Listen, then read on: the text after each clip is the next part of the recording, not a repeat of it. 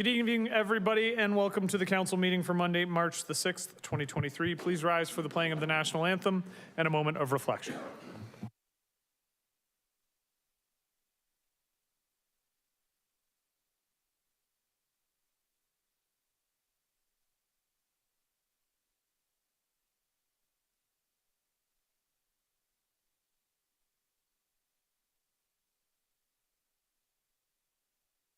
Oh, Canada, our home and native land, true patriot love in all of us command. Carton bras et portez le paix. Il s'est porté la croix. Ton histoire est une épopée des plus brillants exploits. God keep our land glorious and free. Oh, Canada, we stand on guard for thee. Oh, Canada, we stand on guard for thee.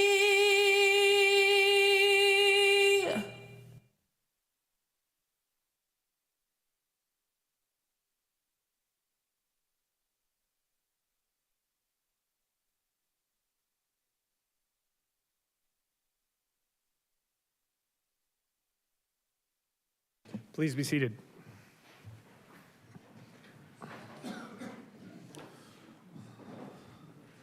I'll now look to Councillor McPherson to read the land acknowledgement. The land on which council meets today is the traditional territory of the Haudenosaunee and Anishinaabeg peoples, many of whom continue to live and work here today. This territory is covered by the Upper Canada Treaties and is within the land protected by the Dish with One Spoon Wampum Agreement. Today, this gathering place is home to many First Nations, Métis, and Inuit peoples. Acknowledging this is a reminder that our great standard of living is directly related to the resources and friendship of Indigenous peoples. Thank you, Councillor McPherson. Thank you, everybody, for joining us tonight. The mayor's report is mercifully short this time. Some news, first of all. I'm pleased to share this last week. I was unanimously supported in a vote by my peers to become the chair of the Niagara Transit Commission. So St. Catharines once again has 3 very strong seats at that table, and I look forward to continuing with this committee and driving transit forward in the next couple of years.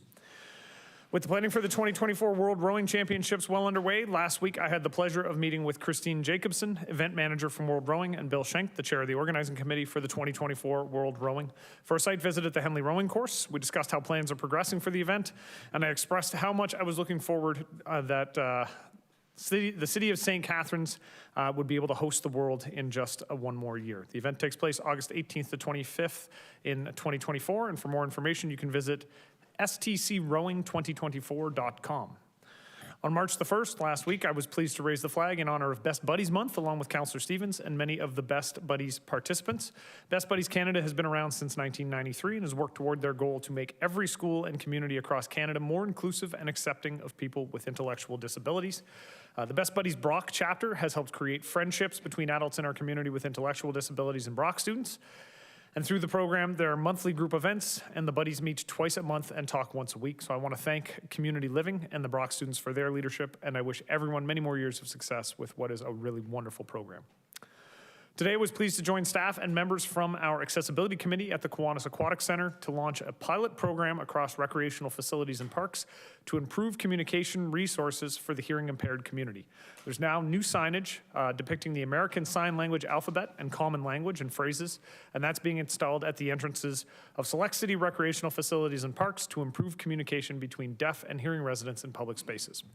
We were very lucky to be joined by Avril Hurtnecki, a hearing impaired resident who first approached city staff with her ideas and worked closely with our staff to find solutions. This aligns with the Accessibility Advisory Committee's goal to promote a barrier-free and inclusive environment for all, and the Recreation Master Plan's goal to make St. Catharines the city where everybody can play. If you're interested in keeping an eye on what we're doing to make this more inclusive and accessible, check out stcatharines.ca/accessibility. I want to spend my congratulations to the Port Dalhousie Lions Club, who this past weekend celebrated their 75th anniversary as a service club. I had the pleasure of joining Regional Chair Bradley, along with Councillors Garcia, Williamson, and Stevens at a dinner celebrating 75 years of service. And obviously, we all thank the Port Dalhousie Lions for all the work they've done to make this a better community, and we look forward to the next 75 years. Last night, I was pleased to bring greetings to teams in attendance for OFSA AA Girls Volleyball, hosted by Sir Winston Churchill Secondary School. On behalf of St. Catharines City Council, I was able to welcome all the athletes, the parents, the coaches, the OFSA representatives, and the volunteers to our city. For those who don't know, OFSA is the highest level of high school athletics in the province of Ontario. It takes a good deal of hard work and effort to get to OFSA. I know one of my most prized possessions from my time as a teacher is my OFSA 2019 Ottawa wrestling hoodie. When I was lucky enough to be a coach at OFSA, and young Lucas Iantuano made it to eighth in the province of Ontario. And moments like that for coaches are just about the best thing in the world. So special good luck going out to the Bulldogs. They're ranked number 2 overall. I know they got the win this afternoon and are playing again tomorrow morning and tomorrow evening at Simcoe and Sir Winston, who are both sharing the hosting duty, so good luck to them. Continuing with the OFSA trend, I also want to make a special shout out to the following teams as they head off to OFSA championships across the province this week. The Eden Flyers are representing AAA boys basketball, and St. Francis Phoenix in AA boys basketball. And congrats to the swimmers and the wrestlers across many local high schools in St. Catharines who just completed their championships last week. And as you may have guessed, OFSA and high school sports may be a recurring theme in some of my mayor's reports.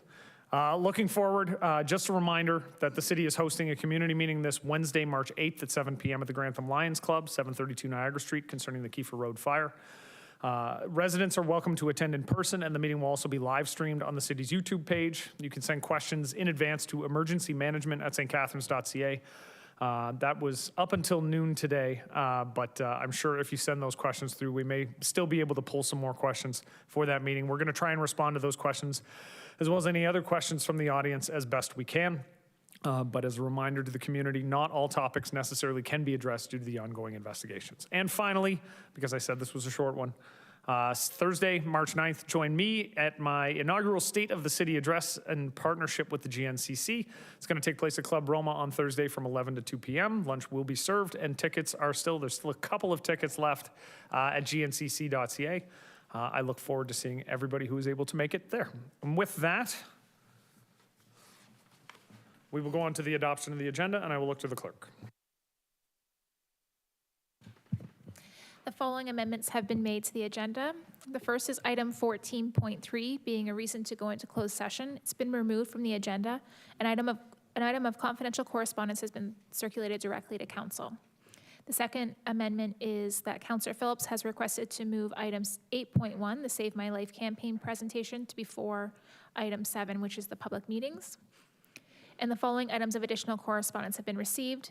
Correspondence from Jonathan Belgrave regarding item 7.2, 2022 beach strategy results in 2023 opportunities amendments to rates and fees. Correspondence from a coalition for a better St. Catharines regarding item 7.2. It's the same item as the first item. Correspondence from Saleh Wazirudin regarding item 10.1, motion on proposed amendment to procedure bylaw, local delegations. And item number 4 is a confidential memorandum from Corporate Support Services regarding labor relations update. All right, can I have a motion to adopt the agenda as amended? Councillor Lindell, Councillor Williamson. All those in favor?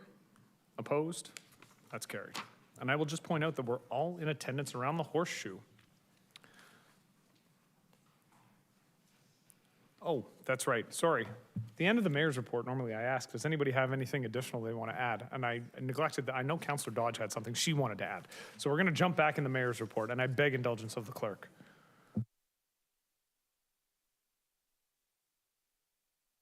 Thank you, Mr. Mayor. I promise to be brief. I just wanted to say that I had the pleasure of going to Port Weller School last week and meeting with some grade 3 students there. And I said I would do a shout out. They gave me this wonderful pen for the Port Weller Pirates, and I'm having it here, and I'll keep it in my desk to use while I'm at council. Excellent. Thank you, Councillor Dodge. And to the rest of the council, I apologize. I was trying to get through things quickly. I was so proud of myself for a short report. So if anybody else does have anything, I saw Councillor Williamson. Thank you, Mr. Mayor.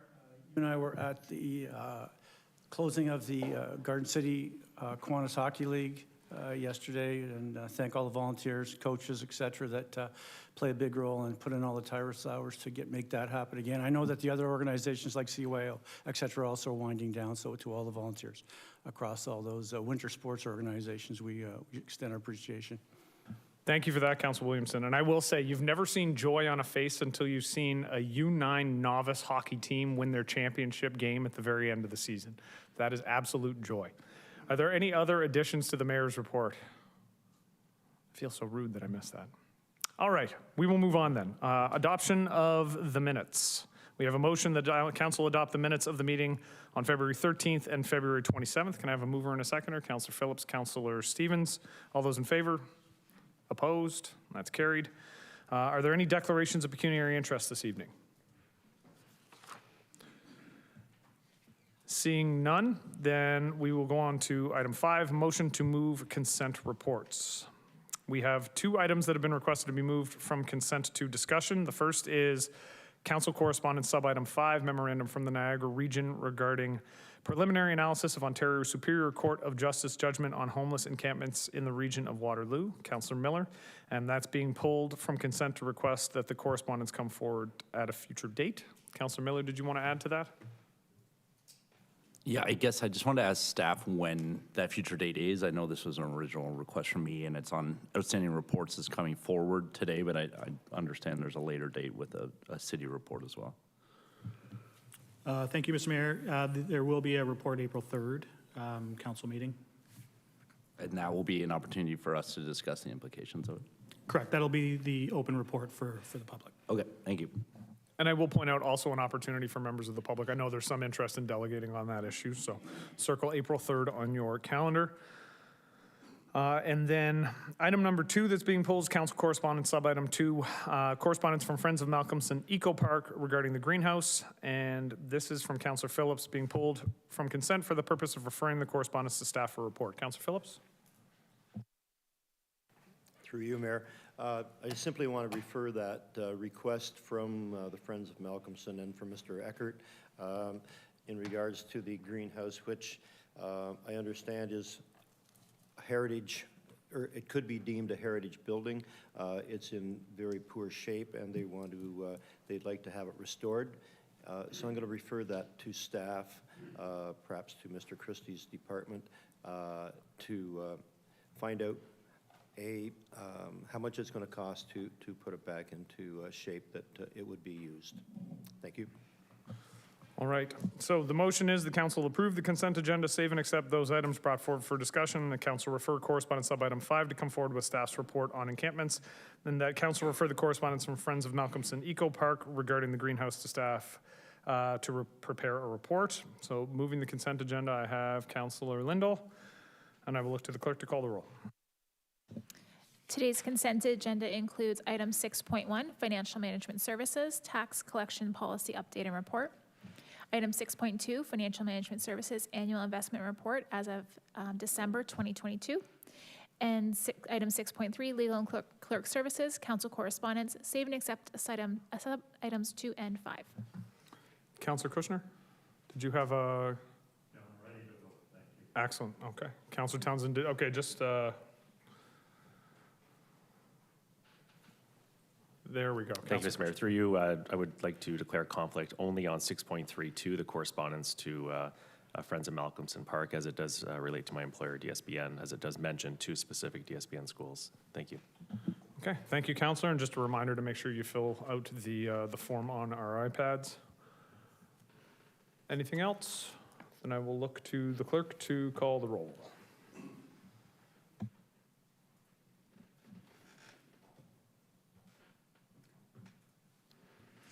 Councillor Lindell.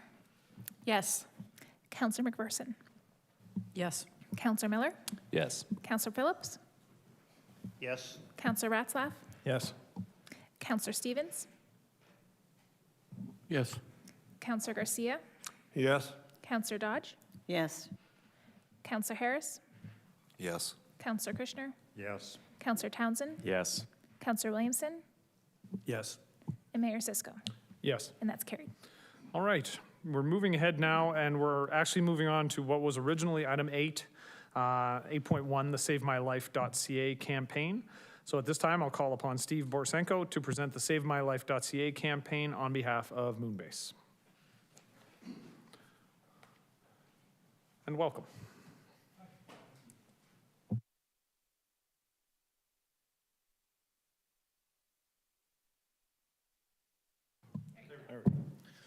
Hi, everybody. Thank you for having me out. I want to start with some thank yous, actually. I'd like to thank Phil Christie, Lori Mumbella, Will Bell, David Oakes, Eric Lamoth, as well as Pastone Mental Health, The Raft, Niagara Region Community Services, and Kaysen with Janice Gardner-Spice here with me tonight. The purpose of this is to say thank you and give you all an update on what we've been doing. June 11th, 2021, I lost my son Jacob to accidental drug poisoning. Right after it happened, I remember reaching out to Walter Sunzik, the mayor at the time, and we had about an hour-long conversation about different things we could do to try and address this problem that keeps growing in our community. I'm sure everybody sitting here has been touched by it in one way or another. It hits close to home for everybody. I went to an open network meeting and I asked for some assistance, and we built a task force, and we put a group of really great people together who've done some really great work. And what we did was, as Jacob was going through this with me, in February 2021, before he passed away, it was a first overdose. I found myself standing in a hospital 2 a.m. after getting the phone call, not knowing my name or what day of the week it was, and not knowing how do you get through this? Where do you turn for help? How do you navigate everything? I was pointed to some turnstiles in the hospital. Now, I'm sure all of you that have kids, at that point in time, like I said, I didn't even know my name, to go over to a turnstile and try and leaf through some pamphlets for quit smoking and for other things. I couldn't do it. There was no way. I went onto websites. I tried to navigate the host of websites that are out there that try and give you help, but it was too difficult. Once we set up the task force, I started to learn what exactly St. Catharines and the region has to offer as far as programs and to get our kids help. There's a tremendous amount of stuff out there. It was just so scattered about that it was really hard to pick what you needed and how you needed to get it. With the help of Janice and Pathstone and everyone that supported this, we came up with a website. First we got a media company, Moonbase, who joined in with us, and we came up with an idea to help parents, to help kids, to help users, loved ones, get through this and try and have somebody help them build a roadmap of what recovery looks like. We came up with Savemylife.ca. I'm not sure how familiar with if any of you have been to the website, if you've looked at it or not. I think we came up with a really great solution for parents to help get through it, at least give them some hope. I know this isn't going to solve the problem. I'm not sure how we go about solving the problem as a community, but if we can take one step forward with what we've done, I think it's well worth it, and I think we should keep going and keep pushing and keep trying to solve it until it is solved. I'd like to show you the website, Savemylife.ca. This is the landing page. So you'll go to Savemylife.ca, and then if we could have the next slide. This is the mobile version of it. So they got a company in California to do the to do the artwork. These are on banners that are going to be going up around the city for advertising for it. So that the thought process for me was, I'm 20 years old, I'm coming down at 3 a.m. on St. Paul Street, a bus goes by, and the slogan of, I'm tired of being messed up, comes across on the bus. It speaks to the kid that's sitting on the curb, that's tired of having this happen to his life all the time. The graphics that they came up with, these graphics are what are going through our kids' heads at that moment, when they're trying to self-medicate, when they're trying to make themselves feel better. This depicts how they feel on the inside. I thought if we could get that part, if we could speak to them that way, then at least they'll have some sort of recognition, and maybe they'll take that step to go to the website, and maybe they'll take that next step to get the phone number, and maybe they'll set up an appointment, and maybe they're on their road to recovery. That's the idea behind it. Next slide, please. So this is what the ad campaign will look like. That's Jacob there in blue. Next slide, please. Once you get onto the website, there again, this is another example of a billboard. This is what it would look like. There again, that's the thought that's in our kids' heads right now. Maybe not all of our kids, but it's in some of our kids' heads. The other thing about this that I think everybody in this room that's a parent and has a kid needs to realize is this isn't just kids that are using and abusing drugs. This can be anybody's kid. They can go to a house party, wrong time, wrong pill, wrong night, and that's it. They're done. They get fentanyl in their system and they have no tolerance to it. You're gonna lose your kids. And it's not just people that you would assume would do that sort of thing. It's very, watch your kids, everybody, because it can happen to you. It happened to me. There again, another. These are absolutely brilliant. Keep going, please. This is another part of, it's divided up into 3 sections. One of the campaigns with the graphics is for parents. The second one is for users and loved ones. And then there's a scaled back one for schools and for things like that. This one is for the user. That's what they're thinking. It's also parents. That actually rings true to me, because as a parent, this is what's going on in your head at 2 a.m. when you're waiting for the phone call, because you know it's coming. Next slide, please. Bus stops. This is eventually where we'd like to get to with it, just to get the word out there and get some eyes on it. Next slide, please. Wow. Yeah. It can go on your phones. It's very mobile friendly. These are the 3 altogether, 4, sorry, altogether. Presented by Moonbase.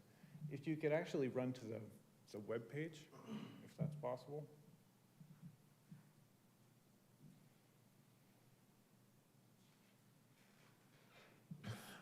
I think pull out and bring up a browser and just go to Savemylife.ca. Yeah, that would be much easier. Sorry, I can give you a better look of.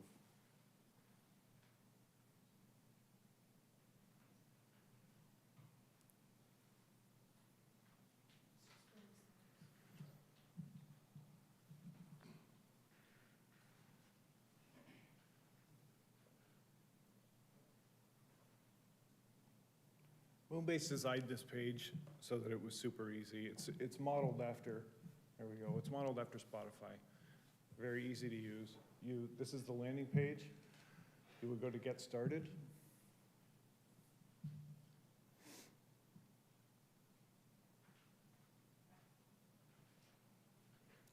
It asks you 3 simple questions.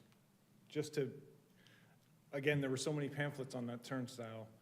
We needed a way to separate things out, so it's really basic and simple. So the first question is, what are you, a loved one, guardian, or substance user? In my case, I was a loved one, so I would click that.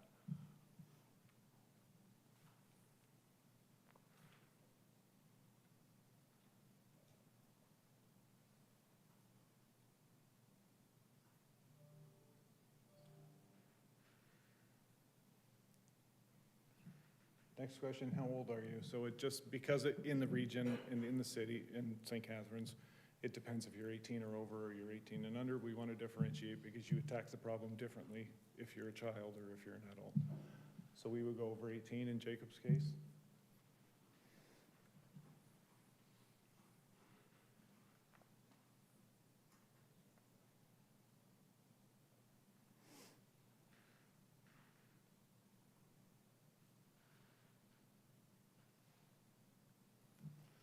So urgent help would obviously be crisis lines.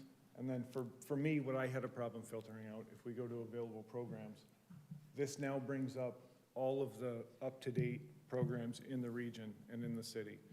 And it brings them out in order of what you're looking for. It filters out all of the stop smoking things. It filters out all of the different pamphlets you would see in a turnstile, and it gives you real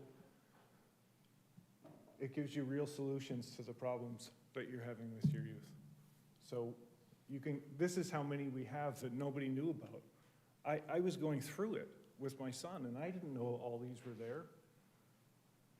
Now we do. Now there's one place that parents and loved ones can go to, and they can see solutions for them, and they can reach out to people, and they can try and get some help with this monster that they have to deal with that keeps them awake every night. I can assure you of that. There's a story about Jake down at the end. Sorry. So that's what we've been doing. That's what we took the time, and that's what all these wonderful people that I mentioned and so many more helped get us to here. After I lost Jake, I had a decision. I can either go forward and help people so that they're not on the side of the fence with me, and I can maybe try and save their kids, or I can go down the other road, which is a very dark, ugly road, and I didn't want to do that. And the thing I want to get across is this doesn't need to happen. We can stop this before it happens. And we're trying to do that here. And with the help of all of you and everybody that has already given so much, I think we can make a difference. We can make a real difference. So thank you very much. I know Janet's had some things to say. Thank you, Council. Thank you, Mayor. Really appreciate being able to be here to speak with you today. I just want to give a shout out absolutely to Walter Senzik, who kind of spearheaded this thing, but who is a great listener, and especially to Steve, who's turning his grief into a legacy for his son. So thank you for that. Casson is one of those places that unless you need help from us, you probably don't know about us. But we're very active. We're in all municipalities across the region. And I'm here to tell you today we have a problem, especially with our youth. Youth between the ages of 16 to 24 are most often using cocaine, methamphetamines, and fentanyl above any other age group. They're coming to us more highly addicted. Their cases are more complex. I think it's really important to understand that nobody chooses to be addicted. Addiction is a brain disorder. There's lots of reasons behind it, which I won't get into because I know you have other business to attend. But nobody wakes up one day and says, geez, I'd really like to be addicted to something. If we can't help our youth, if we can't help people now, but particularly our youth, you look at the trajectory they're going to be on for their life. There's going to be more visits to the ER. There's going to be more breakdowns of family, relationships, financial, difficulty keeping jobs. The trajectory for somebody who is addicted, particularly when they're young, is not great. And a lot of the people that are using don't know what they're using, and that's part of the problem too. We have a very toxic, unregulated drug supply. There's a lot of overdoses. They are accidental overdoses. People didn't take the substance planning to die. They took the substance and then they died. Kids like Jacob didn't have a chance because of what's in the drugs. The Save My Life website is going to really help to direct people. As Steve said, we heard him. He said he had difficulty navigating. There were so many things out there, he didn't know where to start. This website is going to help people, whether you are a family member or you are somebody who's using, to direct you to what's available to you. And there is a lot available. I know Steve had said many times, like, I didn't know about you guys. I didn't know this was out there. And I think there's an appreciation for what we do have in our city. But this website is definitely going to help that, and I'm really pleased to announce that through partnership with the Niagara Ontario Health Team, we were able to secure some funding to really go forward with a marketing campaign. So we have the website, but now people are going to hear about it, and people are going to use it, and people are going to get help. And I think that's what's really important. So just in closing, I just want to say thank you again for having us here. We're available for questions. You can always reach out to me if you think of something after I leave. Please reach out to me at Casson, and I'd be very happy to respond to any questions you have. All right. Thank you for the presentation to both of you. Councillors, please just press the button to be added to the speakers list, and then I will get you through. So I have Councillor Williamson, and he'll be followed by Councillors Dodge and Ratzlaff. Councillor Williamson? Thank you, Mr. Mayor. Thank you, Stephen, for being brave to come forward and to keep the fight going. In terms of, for this to be successful, it's going to have to be rolled out to teenagers, young people. What's the approach you're taking to get the message directly out to them? Is that it? Yeah. Okay, sorry. So I've spoken with the Niagara Catholic School Board, to all their guidance counselors and to the chairman of the board. The rollout is to get the campaign into the schools, into the bathrooms, into the current event blocks, all over the schools, so that the kids can see the website, and if they feel like they're having trouble with it, they can go to the website so that they know that it's there, so that somebody cares. The Pathstone pop-ups, I don't know if you guys have seen them in the Penn Center. Amazing. Did you go into them? Yeah. Brilliant. They're so great for our kids, because it's one of those things that they can just be in the mall and just sort of slide in, and it's very welcoming and it's very down to earth. So schools is a big part of it. Getting it out into places around the city, into arenas, into the Meridian Center, into different places around the city, park benches, parks, places where the kids are is where we're going to make the biggest difference. So that's the plan. Thank you. Thank you, Councillor Williamson. Councillor Dodge. Thank you very much for coming this evening. I know how brave you're being by coming here. And it's a great website. I mean, this is the first time I've seen it, but it's great that everything's in one place. So is it going to be the same way for someone that needs to get help? Can they go to one location and they can get all that help? Or is it kind of still, you kind of got to go to different places depending on what you're looking for? Well, I think the website will direct you to what resources are available in the community. I will say that Casson is the largest addiction agency in Niagara, from the perspective too that we offer programs along the continuum from complete abstinence to harm reduction, all points in between. So if somebody were to call Casson, it's a point of contact, we would be sure to navigate with our clients, with the family members, to get them where they need to be.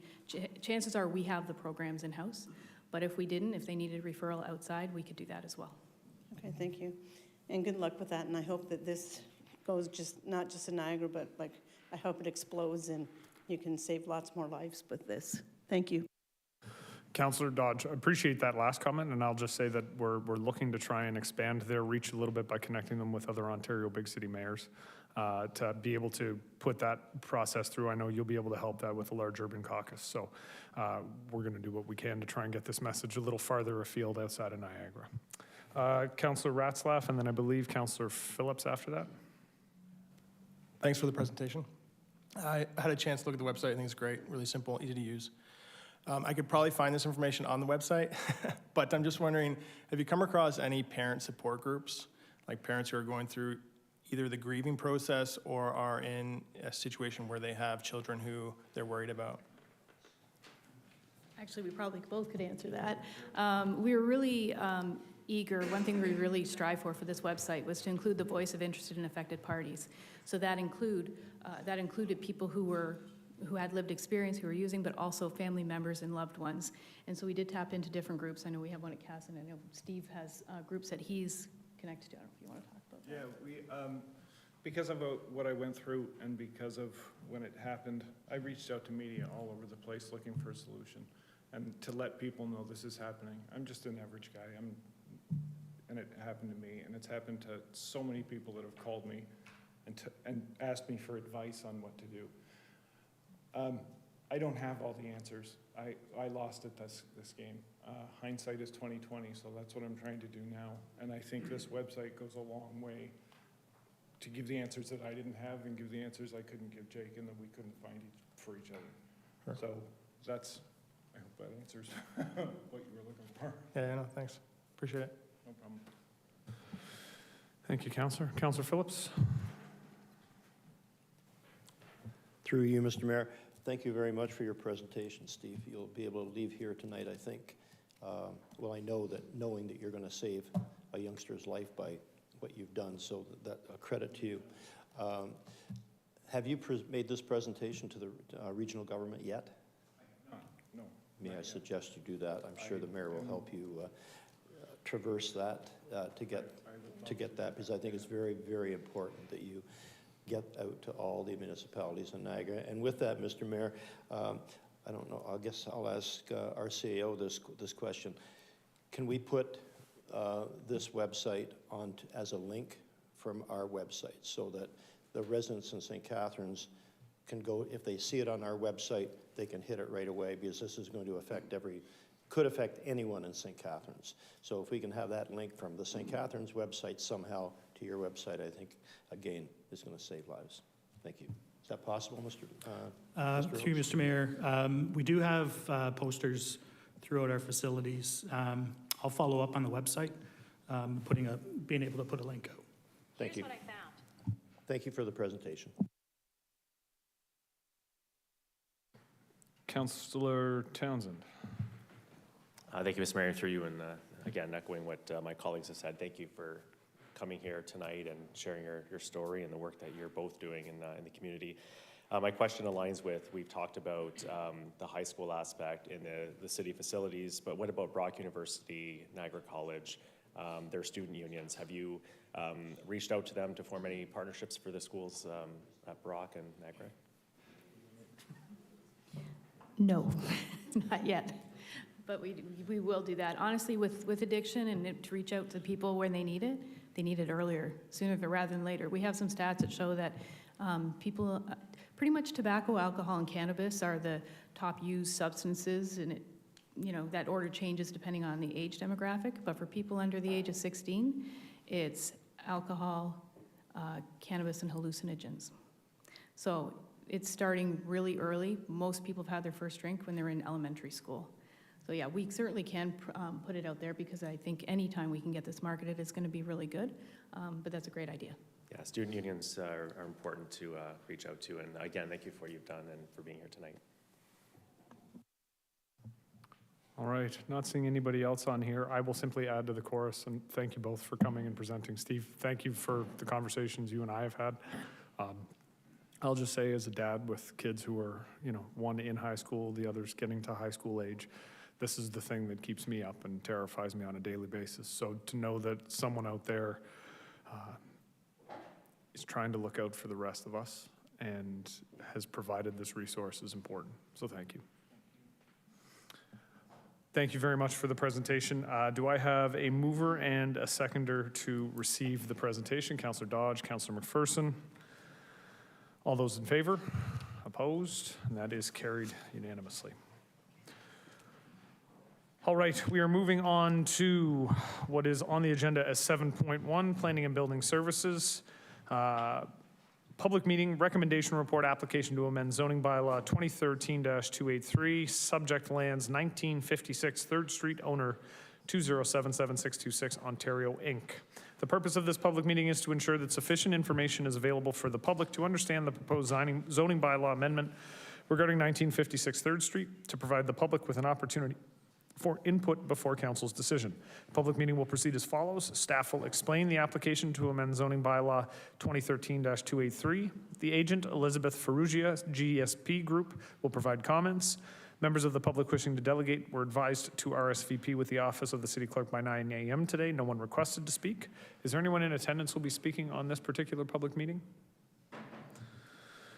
At that time, the public meeting will be closed, and council will be asked to, will be able to ask questions about the report recommendation, and will consider the report. So now, this time, the public meeting is open, and I'll call on Evan Och, Planner 1 to present on the application to amend zoning bylaw 2013-283, subject lands 1956 3rd Street. And I will say they put a phonetic version of spelling or saying your name in my notes today, even though I'm the one who knew how to say it properly, and it completely messed me up when I started that. So my apologies, Mr. Och. I've heard it all. Excellent. Good to hear.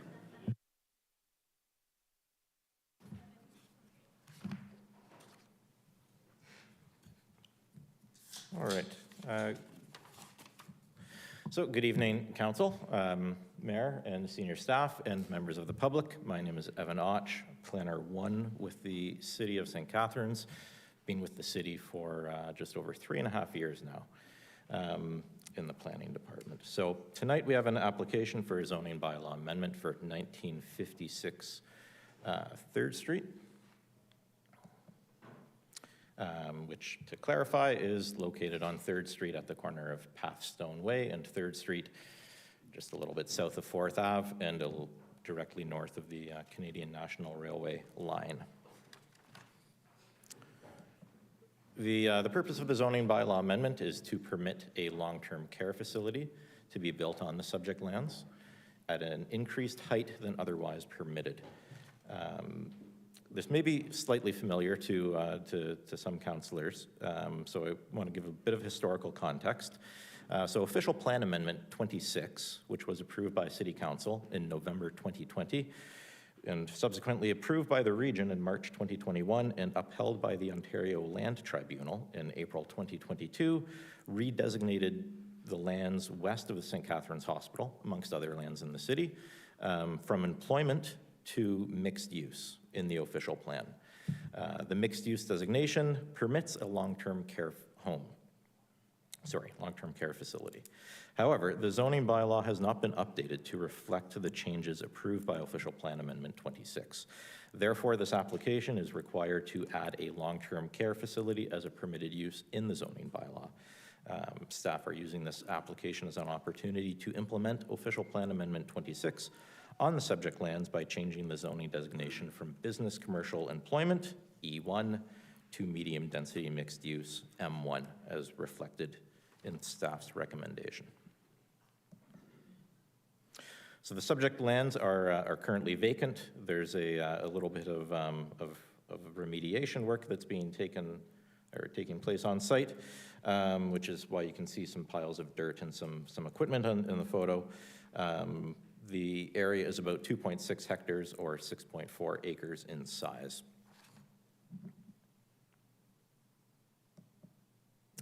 So surrounding land uses, immediately to the north is the Branscombe Centre, which is the office for Pathstone. To the east is vacant land, which has similar E1-5 zoning that the site currently has. To the south is an agricultural farm. There's a house and some agricultural buildings immediately to the south of the railway tracks, and then much larger expanse of agricultural lands, which are under cultivation. And then to the west is agricultural lands. There's a bit of a ravine, and then on the other side is a commercial building, formerly Cala's, now Garden City Building Center, and a gas station on the other side of the road. And so moving on to what the site is going to look like as proposed. So it is a 256-bed long-term care facility. It was proposed to be 4 stories in height, or about, I think currently it's about 14 meters. So at the top of the screen is Pathstone Way, and 3rd Street is to the left of the screen. The circled area represents the setback that the applicants are hoping to or seeking to reduce through this application for the building height, which I'll get into a little later in the meeting, and all other zoning requirements for the site are currently being met. So in the provincial policy context, it's located within settlement area and provincial policy statement, and says built-up area, it should be designated greenfield area in the growth plan. It contributes to complete, the application contributes to complete communities. It exceeds minimum required density for greenfield areas. With minimum density is 50 jobs and persons per hectare, and they are proposing 256 to 266 persons and jobs per hectare, which is how you calculate the number of beds and also the, or add the number of beds and the number of employees on site. And it's appropriate and compatible development for the surrounding area, so it's considered to be in keeping with provincial policy. Regional policy context, it's located in the urban area, designated greenfield. Its provision, it's supported by regional policy by providing a range of housing, including specialized housing needs, which includes long-term care facilities. And the location is serviced by existing services, an existing transit route, and active transportation. Staff consider the proposal to be in keeping with the regional policy. So in Schedule D1 of the Garden City Plan, the city's official plan, the site is mixed use. It's outlined in the black box. The red dashed line is the edge of the city's urban area, and then to the west or to the left of that is agricultural land, which is under the Greenbelt protection.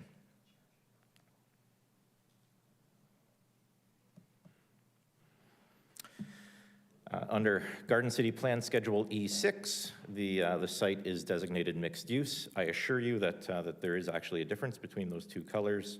The darker hue that includes this site is indeed mixed use. The lighter hue on the other side of 3rd Street and south of the railway tracks is agricultural.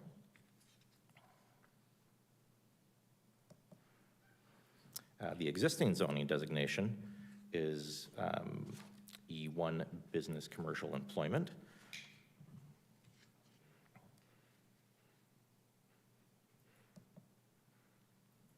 And the proposed zoning designation will be changing from E1 to M1, medium density mixed use with special provision 5, and we are also recommending holding provision 26 be applied to these lands. So the proposed changes to special provision 5, which is currently in place on these lands, and we're just proposing to amend it by adding some uses and removing other uses that's currently in place in the E1 lands, but is not permitted in the M1 zone. A long-term care facility is one such use that's being added, as well as apartment units above commercial.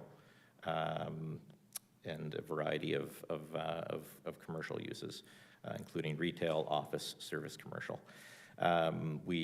In keeping with Official Plan 26, we are not allowing apartment buildings, standalone apartment buildings, lower density residential development, or a few different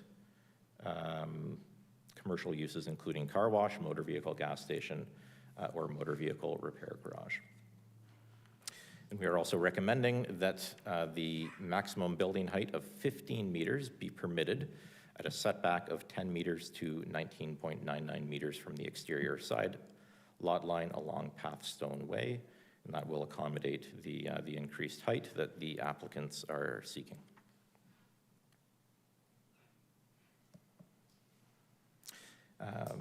Staff are also recommending that a holding provision be applied to the site. So holding provision is a mechanism through the zoning bylaw that prevents development from taking place until a technical matter is addressed. Once the holding provision is in place, it remains until an application is made to remove the holding provision. So in the case of this site and holding provision 26, we are recommending, or we are requiring that a functional servicing report, which would include downstream flow monitoring, be completed for the sanitary sewer system from this site to the wastewater treatment plant. If there is not sufficient downstream capacity, the holding provision will remain until all required sanitary sewer upgrades off-site are completed, and those upgrades would be at the expense of the applicant. Flow monitoring is scheduled to commence shortly, if it hasn't already. So this is just a technicality that is holding up development at this point.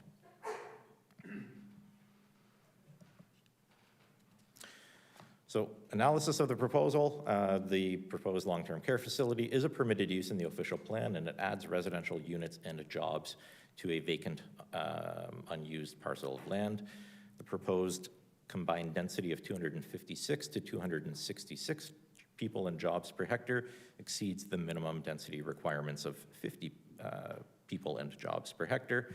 And the proposed increase in height to 15 meters at the 10 meter to 19.99 meter setback will not cause adverse impacts on neighboring properties and will better integrate the building with the streetscape. Circulation. We circulated the application to all appropriate departments and agencies. No objections were received. We circulated to adjacent property owners and signs were posted on the property. No comments were received from members of the public. And given the extensive consultation conducted through the Land Needs Assessment and Official Plan Amendment 26, in previous years, staff elected not to hold a public open house for this application in advance of tonight's statutory public meeting. The recommendation is that council approve staff recommendation to amend the zoning bylaw allowing the proposed long-term care facility. The proposed zoning bylaw amendment is consistent with the provincial policy statement and conforms to and does not conflict with the growth plan, regional official plan, and the city's official plan. And that's what I've got. All right, thank you, Mr. Och. I will now call upon the agent, Elizabeth Ferrugia from the GSP Group, to present and provide comment. Hello, thank you, Mayor Cisco. I just want to provide some short remarks and then could maybe direct it to Extendicare, my client, if they have any other remarks they'd like to add. So good evening, Mayor Cisco and members of council. My name is Elizabeth Ferrugia, and I'm a senior planner with GSP Group. With me here tonight to also respond to questions are Yanis Dombrovskis, Myra Fernandez, and Zane Colt from Extendicare Canada, who are the owners of the site at 1956 3rd Street. So as the city's planner outlined in their presentation, this zoning application is for a proposed long-term care home consisting of 256 beds. The development proposal intends to offer additional long-term care housing and healthcare options within the city of St. Catharines. Furthermore, it is anticipated to provide employment opportunities in the form of construction jobs, nurses, and other healthcare and support professionals.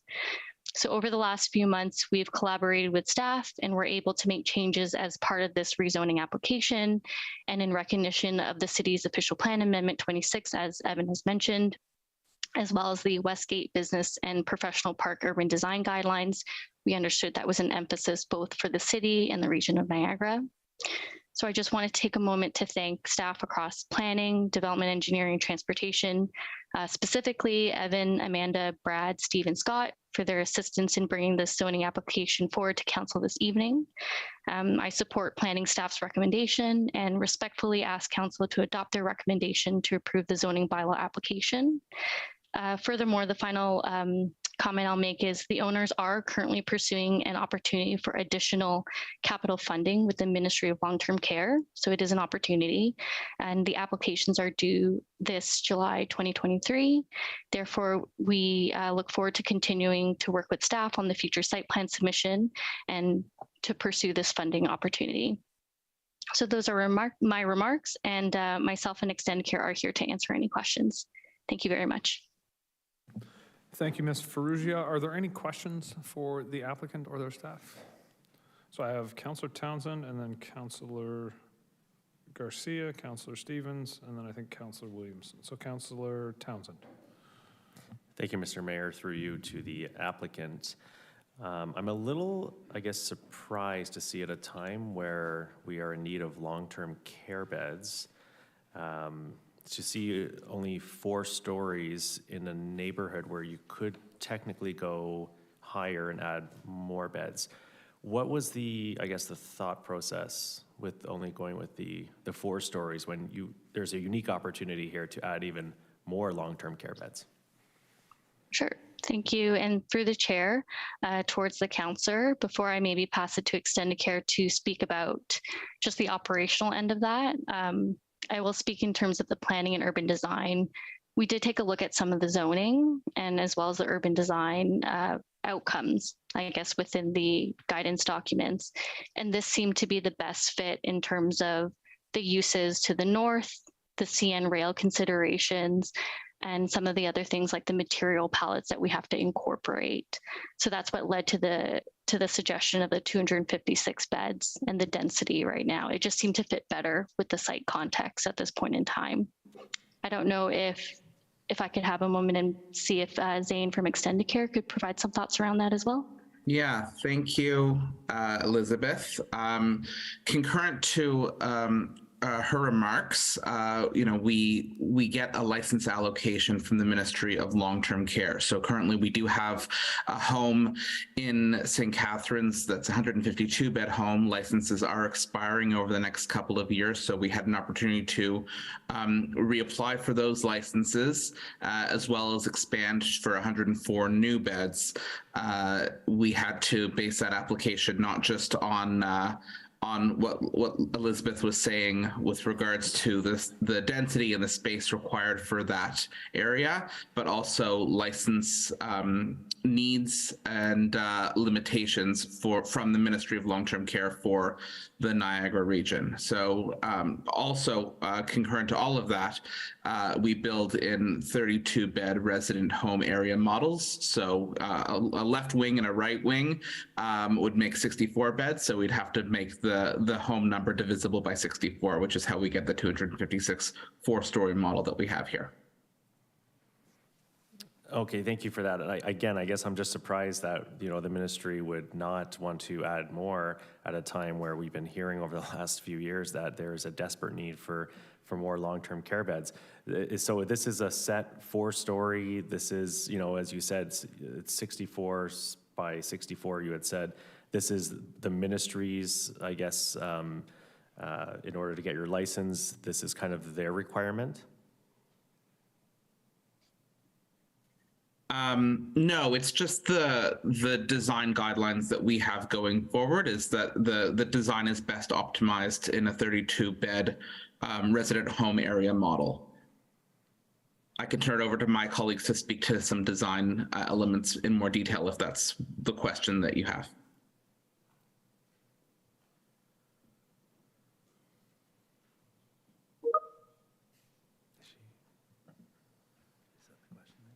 Yes, I didn't hear his part. Sorry, yeah, so I would turn it over to Giannis if you can speak more about designing a home with a 32-bed resident home area model.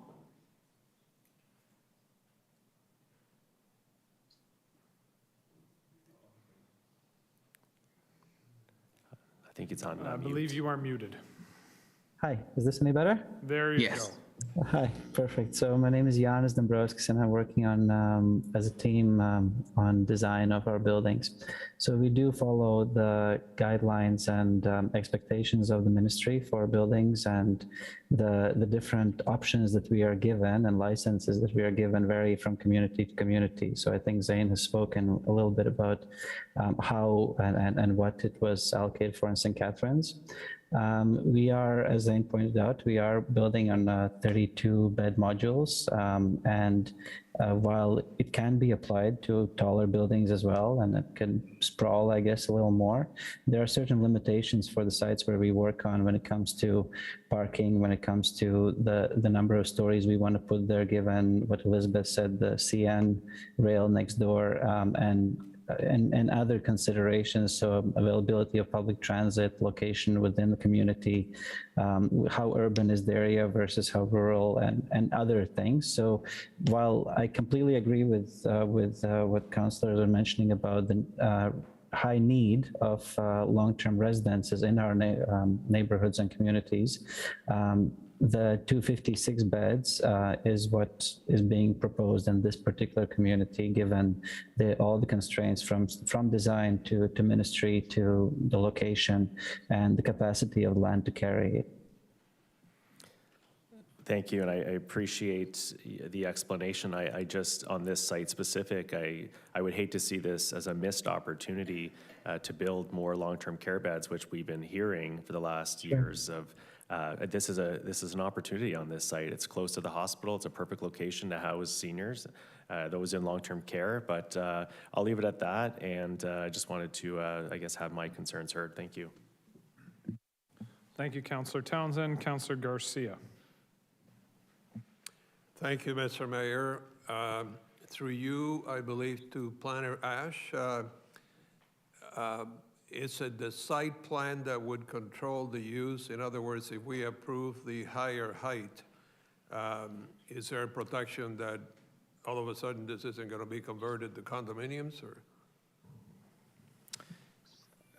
Through you, Mr. Mayor, to Councillor Garcia, so standalone apartment buildings, which would include a standalone condominium building, is not permitted in the M1-5 zone that we are recommending. There could be an apartment building with ground floor commercial, but I mean, it's a permitted use. We don't really have a mechanism to control and ensure that this is purely a long-term care facility as proposed.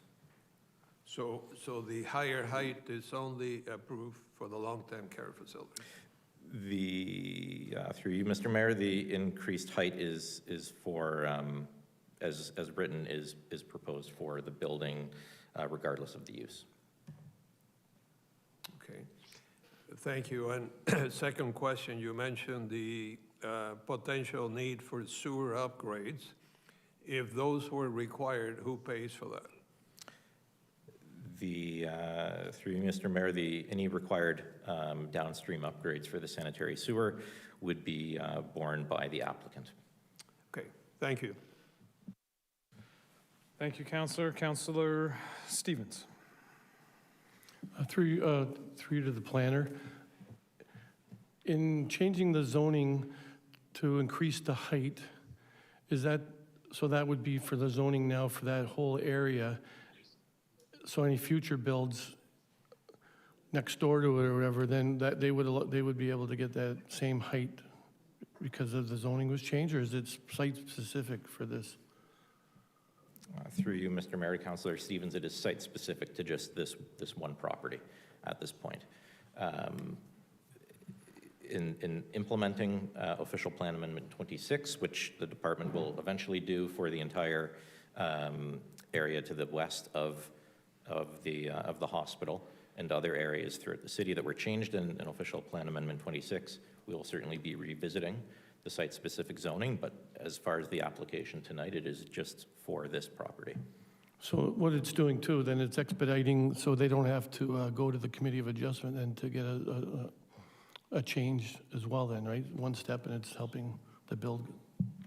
Through you, Mr. Mayor, that's correct. Yes. Okay, thank you. Councillor Miller. Thank you. Through you to the applicant, I think building on maybe what Councillor Townsend was touching on a bit there.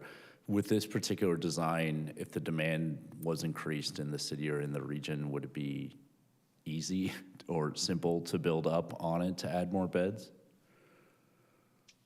Thank you for the question. Through the mayor, that's something that I'm sure in the future, if we were to look at an addition, could be incorporated. But I would imagine that it would still have to work within the city's, the zoning regulations that you have for Special Provision 5 on this site, as well as taking into account those urban design guidelines. Okay, fair enough. And I certainly would think and hope that any expansion of LTC beds here would be approved if we need more variance on this site, but I'll let future councils deal with that. Councillor Kushner. Thank you, Mr. Mayor. The question I have to Mr. Colt is, you mentioned the site on Pelham Road. What's the intention of redeveloping that? Yeah, thank you for the question, Councillor. Once the new site is built on 3rd Avenue there, the site on Pelham Road will be decommissioned as a long-term care building. And at that point, we are open to a number of different options. What would be best? We'd be looking to sell the building, to offload the building.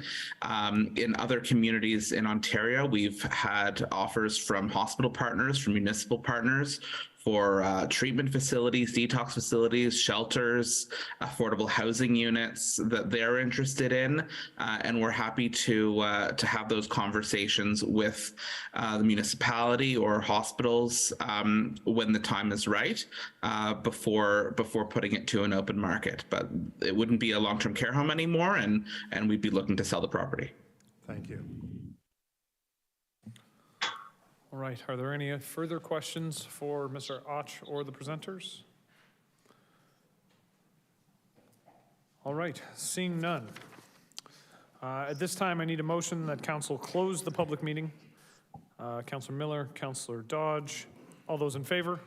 Opposed? And the public meeting is now closed. Persons wishing to receive notice of council's decision should submit a written request to the office of the city clerk.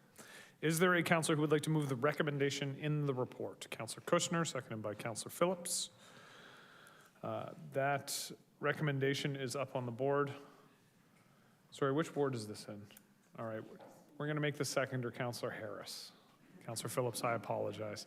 I could see the grumbling on the left side of the horseshoe. I don't want anybody to be upset at me. It's in the minutes that will be seconded by Councillor Harris. I don't think there's any need for me to read through the entire motion. At this point, are there any questions or comments with respect to this? Councillor Kushner, followed by Councillor Townsend. Thank you, Mr. Mayor. It's unfortunate that this has taken a long time, and it's not due to our staff. It's due to a private developer from Port Weller who objected to the zoning of this property and the GM properties. And we're fortunate that the proponent, Extendicare, didn't look at other communities but had confidence in our community. And it's long overdue, and I'm very thankful and appreciative to them that they did not move on to other communities. Thank you. Thank you, Councillor Kushner. Councillor Townsend. Thank you, Mr. Mayor. Through you, again, I'm concerned that we're missing an opportunity here. I'm just wondering if maybe the Director of Planning could jump in and provide maybe if this, I'm fully in favor of long-term care beds, but are we missing an opportunity here? Is this going to meet the City of St. Catharines' needs for long-term care at this point and beyond over the next 10 years? I know it's hard to to look into the future and determine that, but I'm just wondering if maybe the Director of Planning can give us some context. Through the mayor to the councillor, this is the first long-term care application that we've seen in a while that supersedes the number of units that are already in the community other than the Lynnhaven facility. So what we have seen is that there has been some investments being made in long-term care in the city. Through the Lynnhaven development, we also saw 256 beds. So I think when we hear from the applicant today that along with their licensing and provincial funding formula, that it comes in certain, as I said, east and west wings and 64 unit chunks, it starts to make a lot of sense about why they're coming in with 4-story buildings with multiple wings that come to 256 beds. So the last 2 applications we have seen have substantially increased the number of licensed facilities in the city, and we are grateful to that. Do I know of a certain calculation or ratio that would be appropriate? Not at this time. That being said, the site is being developed in a respectful way, and I think we've heard today that other opportunities could be explored as well. There's still adjacent lands in the area between Forth Pathstone and towards the Hospital Way that if we continue to see other interest in the area, that could be considered for that area as well. Thank you for that. Through you, Mr. Mayor, I'm not sure who this would be directed to. Do we have a current, what the current condition or situation is for St. Catharines long-term care. When these beds are built, are they already spoken for? Is there going to be a waiting list? I'm just, again, I don't have that information. I know it's regional. I believe that would look over that. Would this meet, I guess, our needs, and would these all be spoken for once they're done being built? Mr. CAO, who does not look comfortable with this question. Thank you, Mr. Mayor. We don't have a line of sight on that at this time, Councillor, but what we can do is follow up with the region and the province to get an answer for you at a later time. I will say, Councillor, I have a Public Health and Social Services Committee meeting tomorrow, so if you want to put those into an email and fire it over, I could try and get some answers out of Commissioner Jouglet tomorrow at the meeting. Thank you for that.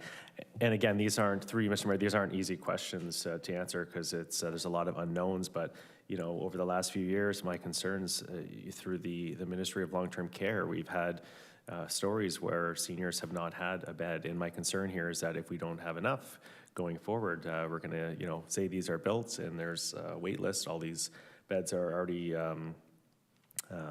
accounted for. Again, I see an opportunity here to even add a couple more stories to add more beds, especially with an aging population in St. Catharines. So that's the end of my soliloquy, but I just want those concerns to be addressed, I guess, moving into the future. Thank you. Thank you, Councillor Townsend. Any other comments, questions? All right, seeing none, I will close this by simply saying I think this is a good news story. While I echo the concerns that Councillor Townsend has raised, it's good to see that there are additional beds being built in our community. And with that, I'll look to the clerk to call the roll.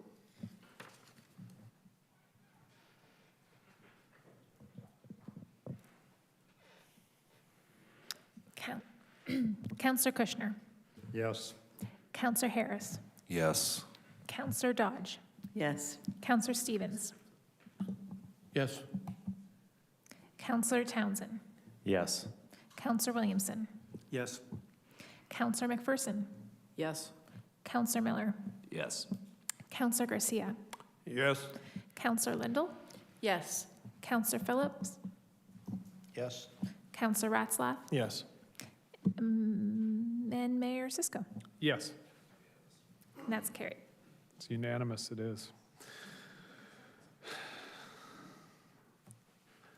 All right, at this time, we will move on to item 7.2, Office of the Chief Administrative Officer, 2022 Beach Strategy Results and 2023 Opportunities and Amendments to Rates and Fees.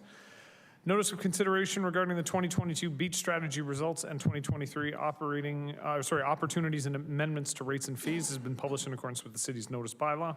Public meeting will proceed as follows. 1, the staff will explain the 2022 Beach Strategy Results and the 2023 Opportunities Amendments to Rates and Fees. Number 2, members of the public wishing to speak to this item were advised to RSVP with the Office of the City Clerk by 9 a.m. today in order to speak. 6 delegates requested to speak, and we will hear delegations from Nathan Olmsted, Jeff Hurst, Dan Romanko, Herb Sawatsky, Connor Peters, and Lori Littleton. At this point, I'm to ask if anyone in attendance wishes to speak, but I do believe Jonathan Belgrave, wonderful, Jonathan Belgrave will be speaking. Is there anybody else in attendance that I have not listed who would like to speak to this? All right, seeing none. At that time, once the delegations are complete, the public meeting will be closed, and then council will be able to ask questions about the report. And as we open the public meeting, I will simply say when each presenter is done, council can ask questions of each individual presenter as opposed to the last public meeting where we did it all at once. We can ask questions to each individual presenter as they speak today on this one. So I'll now call upon Trish Sorrenti, the Corporate Liaison Officer, to present on the 2022 Beach Strategy Results and 2023 Opportunities and Amendments to Rates and Fees. But before it begins, I will ask 2 members of council. So for this report, we are going to ask questions of the delegates, but we are going to hold questions for Ms. Sorrenti and staff until we have closed the public meeting, okay? So I would ask that if you have questions for Ms. Sorrenti or staff, hold those questions until after the public meeting. The questions will only be the questions of the presenters, the delegates, okay? So with that, Ms. Sorrenti. Thank you, Mayor Cisco. Good evening, members of council, public, and fellow staff. Thank you for your time this evening as I present the 2022 City Beaches Strategy Update and 2023 opportunities. This report and presentation provides an update to Council on the successes, the challenges, financial updates, and any recommended amendments to the beaches strategy. To start with a background, in 2022, Council approved various motions related to the city's 2023 beaches strategy. One of the key motions approved was a $15 digital parking permit for residents. When drafting the 2023 recommendations, staff considered various factors, such as statistics, feedback, the needs of the beaches, and the parking turnover, all of which I will speak about later in my presentation, but its highlighted recommendations are on the board in front of you. The staff recommendations are allowing Port Dalhousie businesses to purchase up to two $15 residential parking permits for Lakeside Park lot. This is what was in line and offered to businesses in 2022. Updating paid parking at Sunset Beach to $3 an hour with no time limit and a daily flat rate of $20 maximum. The $3 per hour and 3-hour max at Lakeside Park lot would remain in place. Adding a beach event parking permit at beach lots for $20 per day or $100 per season per parking space.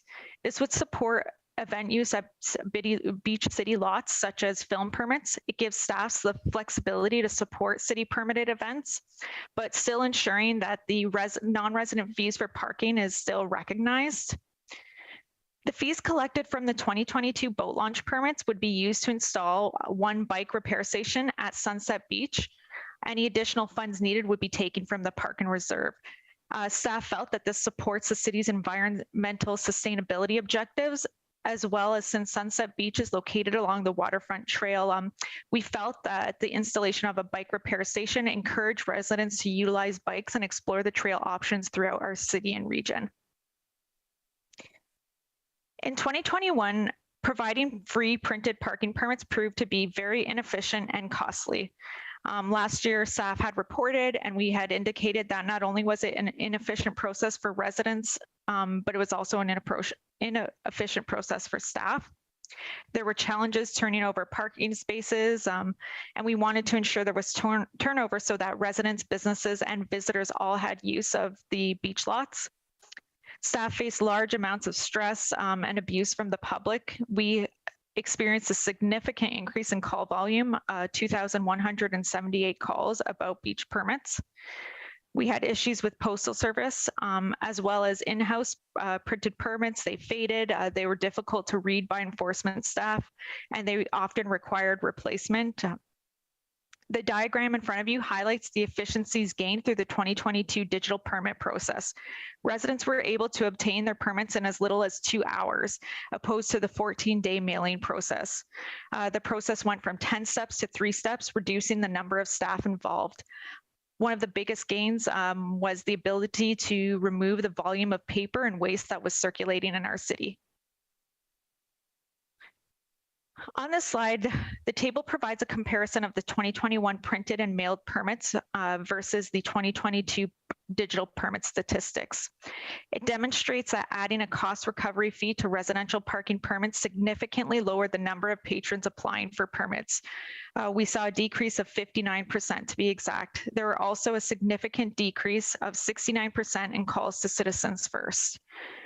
Only 785 residents applied for 2 parking permits, while 4,822 applied for 1 permit, demonstrating that 1 permit was sufficient for the majority of households.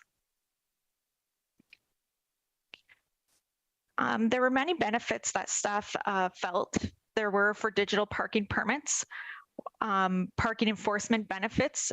So the digital permits allowed for greater enforcement of parking bylaws. It was a more efficient tool for officers. They had the ability to scan license plates using their phones, and the application would tell them whether the permit was valid or not. So it was far more efficient.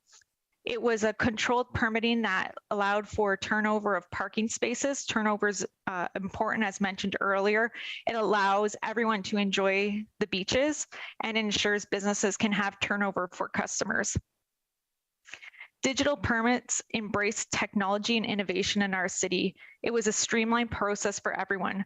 Staff successfully managed 5,607 permits versus 100,000 if they were printed and mailed to residents. Digital permits means not having to replace lost, stolen, or faded permits because everything was digital. It was an efficient tool to review permits and determine violations. It was a St. Catharines customized platform, customized to reach only intended recipients, which was our residents. Financially, it's more cost effective. Revenue has allowed funding for beach parking to go towards operations. And lastly, environmentally friendly option for our city. Some of the factors that staff considered in this report when making recommendations was the parking reserve and the financial overview. Savings for our future investments. So the parking reserve, and it's important to ensure that we have this reserve for investment in future assets, our parking lot repairs, our infrastructure renewal, such as the bike repair station that we found in this report. It requires protection and it requires an ongoing investment. Charging for parking helps offset the costs for enforcement staff, for software, and for other parking staff. We are currently at risk of depleting that reserve, as you can see in Appendix 2 of my report. There's also the environmental cost. Emissions is an impact on the environment. So really looking at the vehicle use versus the active and public transportation. The paper waste from paper permits versus digital permits, which didn't require paper. And also looking at the city that hadn't made many investments in its trails, so we want people to use them and enjoy them. The resourcing and financial costs. There's a huge decrease in staff morale when using printed permits. And there was a lot of frustrations from our residents anticipating the 14-day turnaround for their permits. Free permits cost the city more money and more resources. Reduced parking causing challenges in revenue generation and the availability for everyone to enjoy the beaches.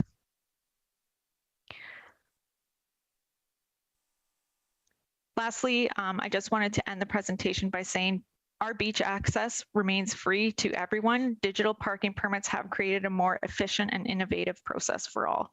Thank you. All right. Thank you, Ms. Sorrenti, for the presentation. As I mentioned, and I just want to reiterate, I'm going to ask councilors to hold any questions for staff until after the public meeting is closed and we are debating the actual motion. But we will have open questions for all of the presenters. So with that, I'll now call on Nathan Olmsted to present. Come on through.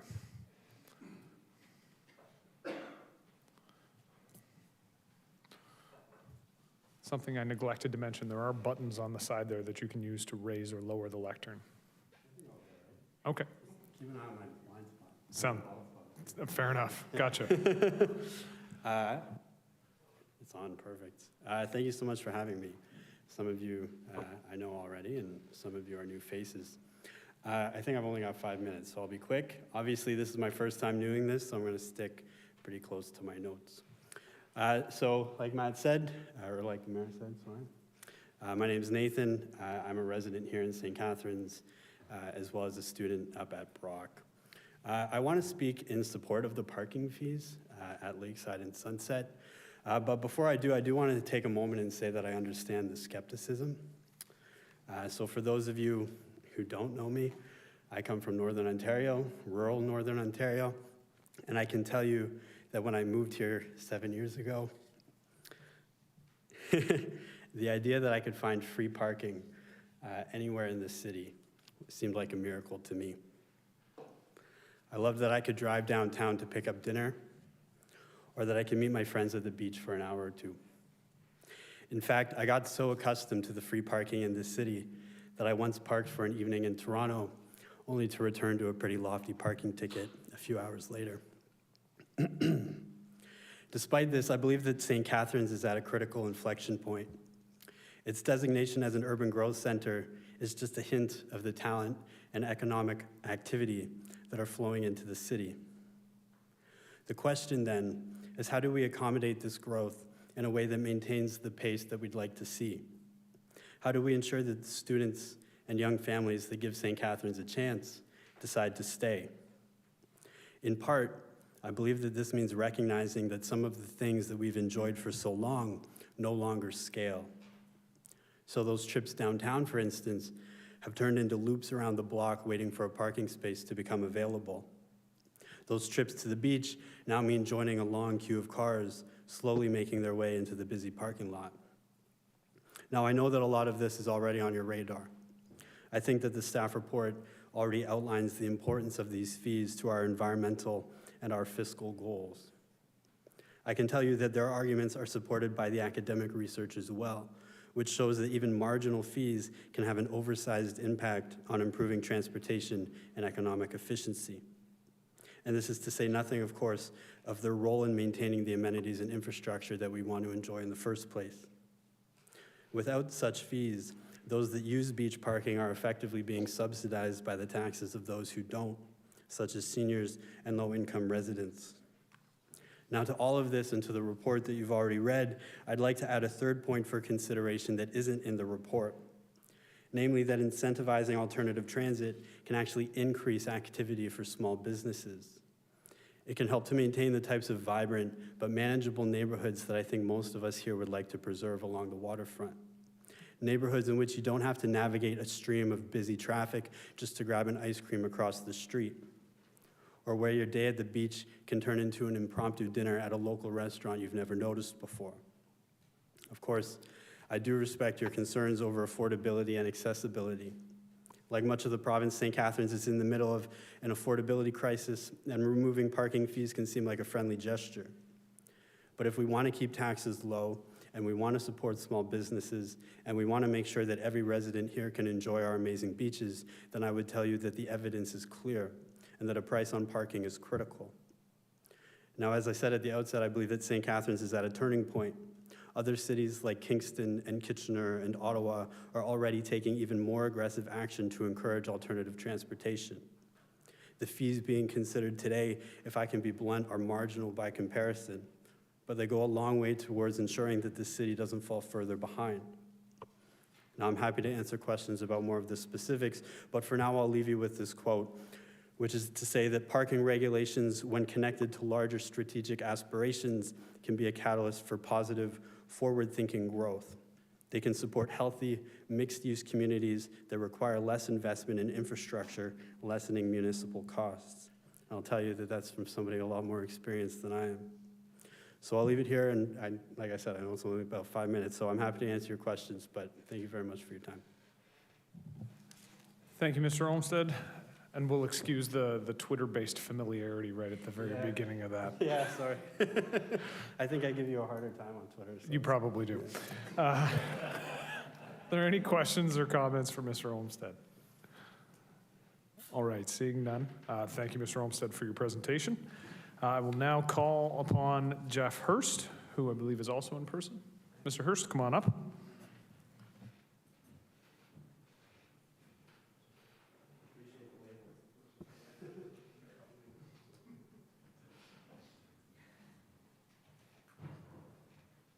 Mr. Hurst, welcome. Thank you, Mayor Sisko, council and staff. My name is Jeff Hurst. I'm a St. Catharines resident. I'm also a healthcare worker, the chair of Hague Neighbors Association, and a St. Catharines beachgoer.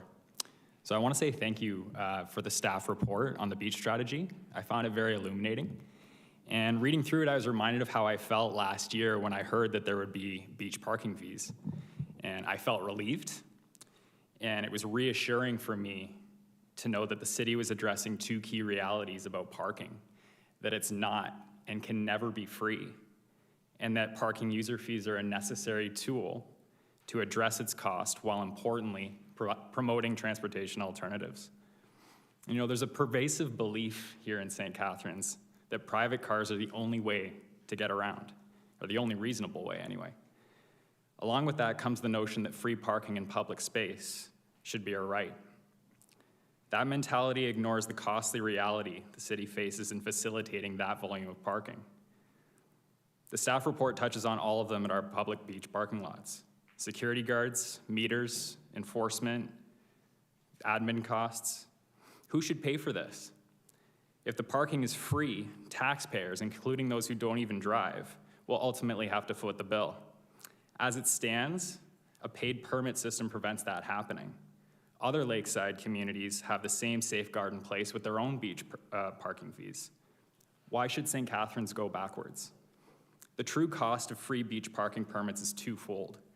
First, the actual cost, about $200,000 for running the program this year alone by the staff's estimate. Second, the effective costs, one of which being an influx of car traffic around the beaches, both at the parking lots and in the communities surrounding them. As Table 1 in the staff report shows, there are almost 3 times as many free permits sought in 2021 as paid permits in 2022. With more cars than ever competing for space near our beaches, what can we expect in 2023?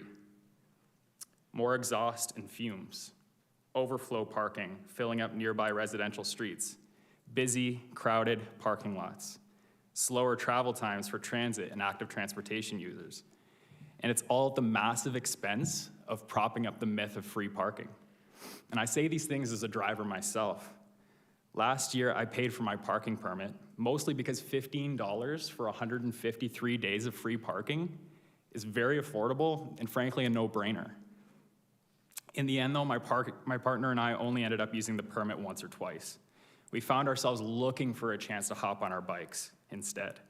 And I can confirm that 15 minutes of fresh air on a ride to the boardwalk for an iced coffee isn't a bad way to spend a Sunday morning. To us, the difference was clear. The drive to the beach was a chore. Biking there was an immersive adventure every time.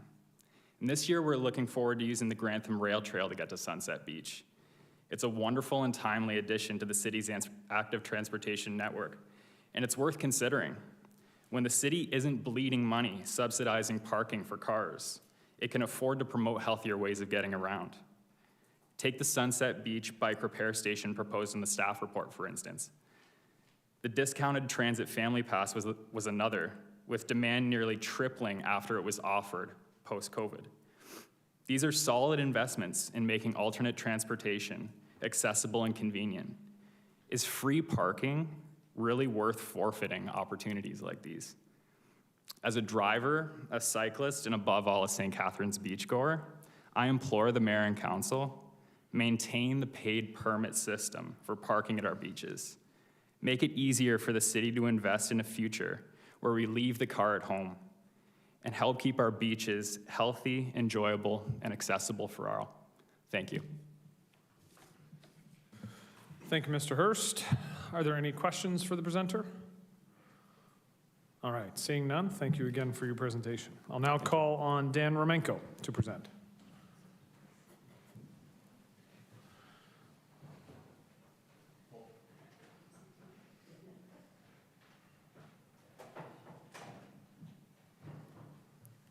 Mr. Romenko, welcome. Thank you. Good evening, Mr. Mayor, members of council, staff. I too wanted to speak in favor of pricing for parking.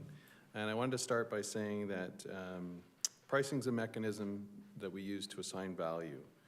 Those values are socially and personally determined, and therefore pricing is a tool to implement what we value. A couple key points just to start. There's no such thing as free parking. If you own a house and you have a garage or a driveway, you've paid for it. And you have to maintain that in perpetuity, so there's always an expense attached to that. Therefore, it follows that capital infrastructure and ongoing maintenance are municipal expenses. We have a culture, however, of subsidizing vehicular travel and through parking infrastructure, and it's basically, we expect parking to be free. By not valuing parking, however, we influence our built environment by supplying parking infrastructure at the expense of other land uses. And there's no other way to manage demand without pricing. So there's just a few benefits that I recognize through pricing of parking, namely that we can encourage active transportation options.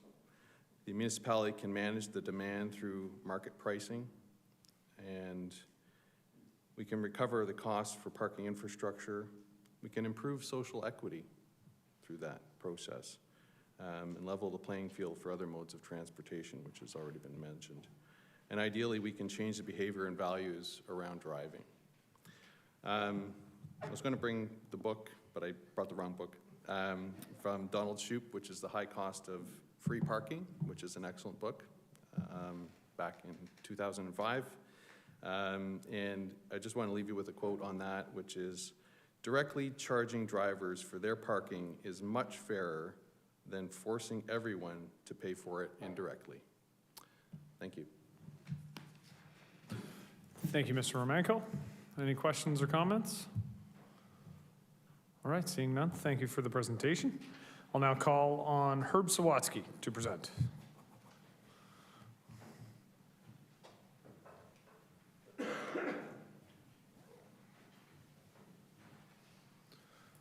Mr. Sawatsky, welcome.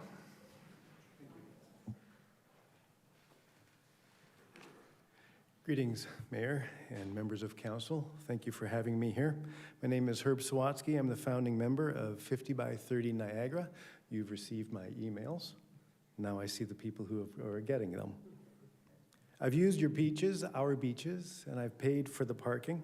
Last summer, I went to our beaches two to three times. I went to both Lakeshore and Sunset. I was recruiting people to join the 50 by 30 Niagara movement.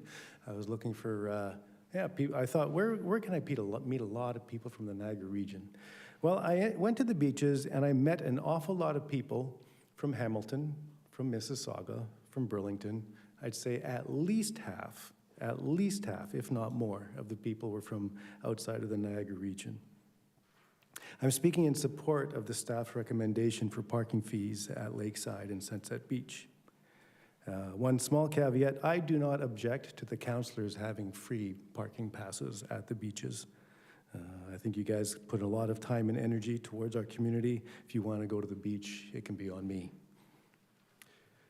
Recently, you received a letter from 50 by 30 Niagara in which we asked the City Council to add an environmental and climate action component to your strategic plan and to your official plan.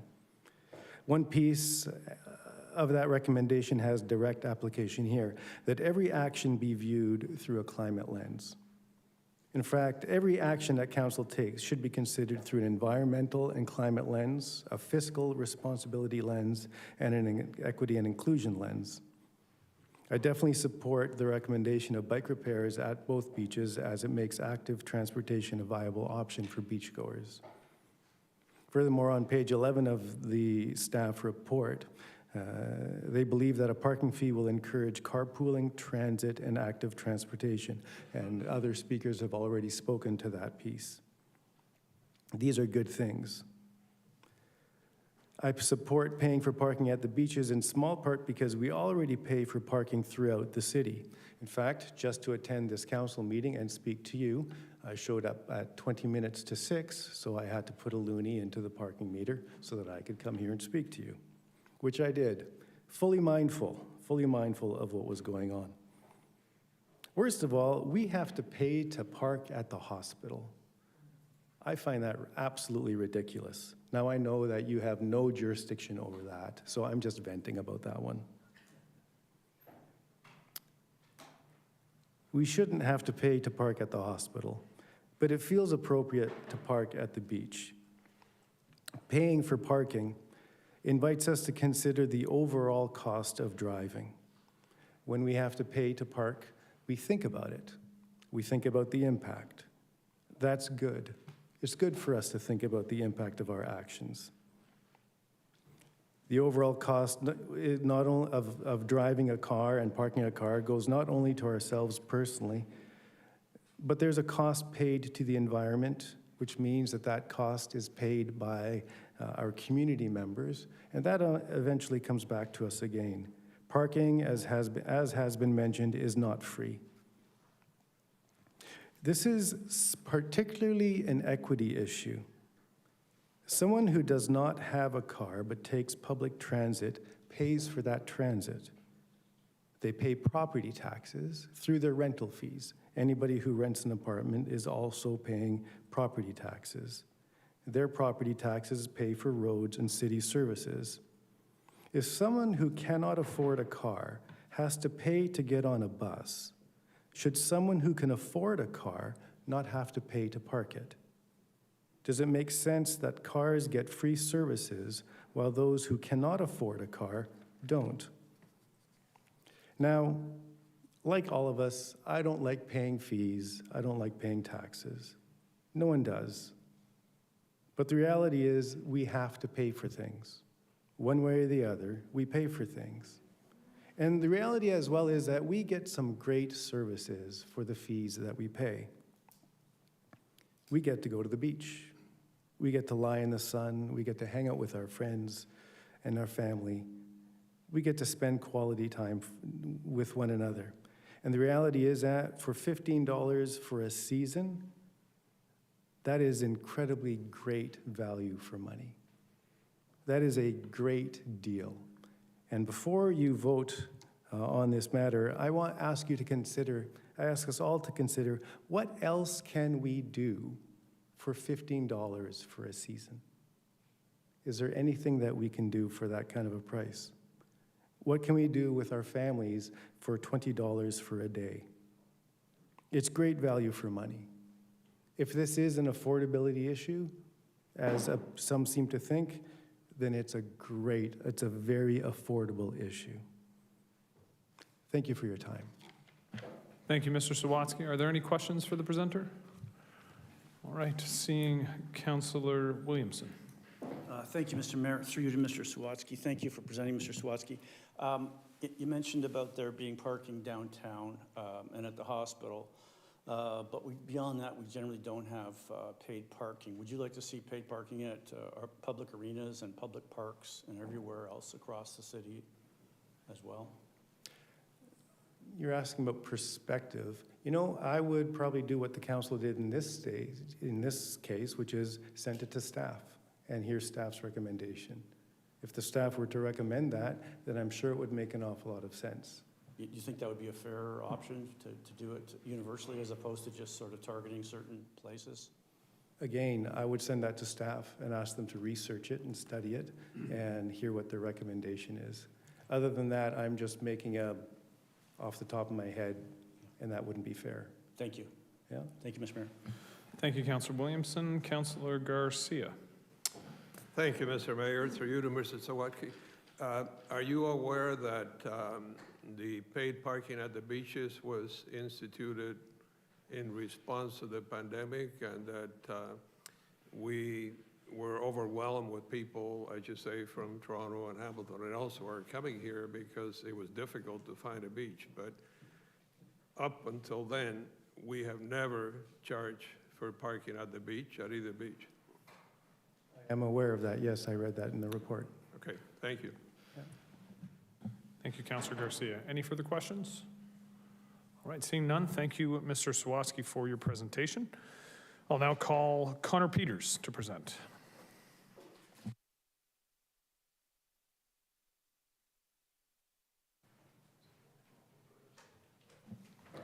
Mr. Peters, welcome. Good evening, Mr. Mayor and staff. I appreciate all the work that everybody did on this file. It's not often you hear a young person say, "I was excited to read a report," but it was very informative, and I'm glad to have had access to it. My name is Connor Peters. I'm born and raised here in St. Catharines. I currently attend Brock University. I grew up in the city with a single mother, raising me and my twin brother.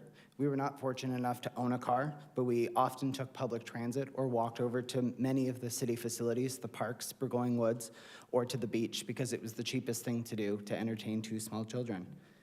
I came to speak today about the beach parking recommendations for a few reasons. Overall, I think it's important to consider how we as a society, especially in an urban growth center like St. Catharines, talk about parking and depend on cars. If you go to the Penn Center, if you're downtown, you go to the Ice Dogs game and at the beach, we all see how hard it is to find a parking spot and how busy those places are, very often single occupant vehicles. I own a car personally, but I do my best to reduce the amount of time I spend in it. As a Brock student, I have a transit pass, and I live right on a bus route. So for me, going to class, the easiest thing for me to do is to get on the bus and go, as opposed to spending nearly $1,000 on a parking pass at the university. And even then, you still end up spending a lot of time fighting for a parking space. I find too that it's a small piece of what I can do to benefit the environment. And I hope that more people in the city are willing to do so, especially when they're able to use transit or many of the active trails like the waterfront and the Welland Canal Trail. While I choose to drive or take the bus, many people in our city don't have that choice. Gas, insurance, and other costs make owning a car simply unaffordable.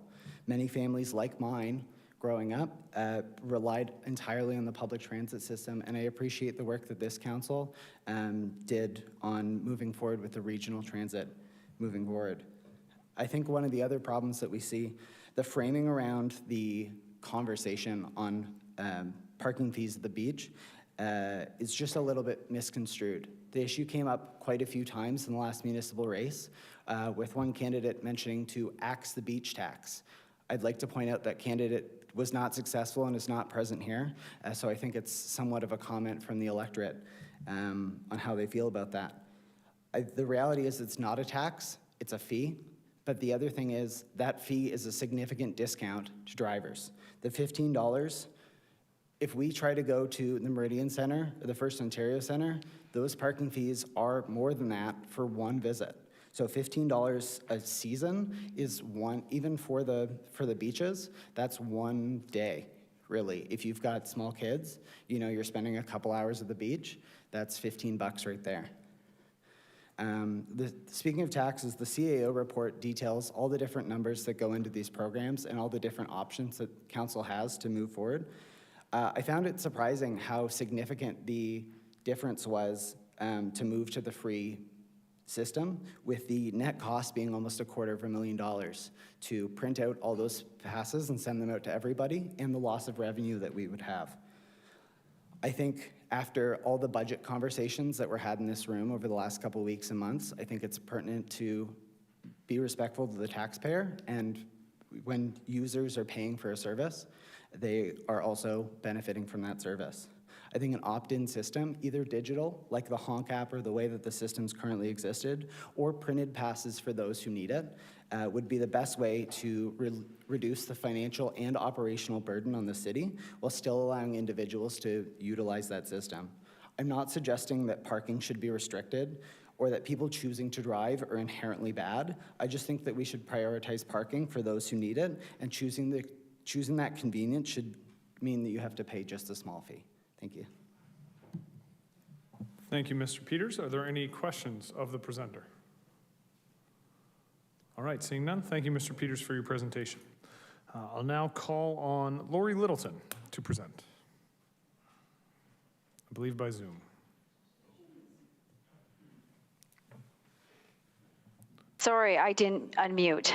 Apologies. You're out of practice. Good evening, Mr. Mayor, councilors, and city staff.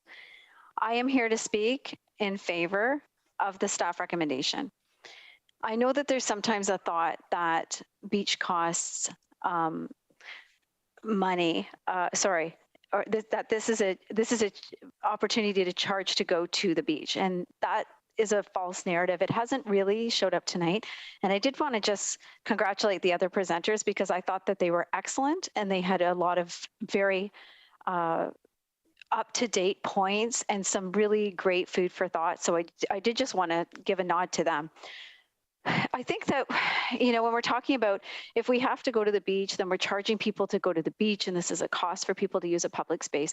Again, it's a false narrative. And if I go to downtown, I'm not getting charged to go downtown. I'm getting charged to park in the street downtown or park in a city lot downtown, something like that. It's not that I'm getting charged to go to that area. One thing I like to do is when we look at St. Catharines looking at maybe dialing something back or not wanting to move forward with something that might seem a little bit progressive is what happens outside St. Catharines. And if you're someone who goes outside St. Catharines a lot, you can look at other communities and see what other ideas they have, and that some of these ideas, like you're hearing from some of our speakers, especially Nathan at the beginning, who mentioned that he lived in Northern Ontario, which I don't know if myself has a bias that I wouldn't think that it's maybe the most groundbreaking place in Ontario. But he's saying that when he came to St. Catharines, he couldn't believe it that there was free parking. And outside St. Catharines, I did just a quick search today because I know that this is the conversation that's coming up, is that we shouldn't charge for beach parking. And outside St. Catharines, this happens all the time. At Bay Beach in Fort Erie, from May 1st to September 30th, the charge is $4 an hour or a flat rate of $15 a day per car from 8 a.m. to 9 p.m. There is a parking pass available for $50, but there are only 50 of them, and they are available to anyone. They are not just restricted to residents, according to the website.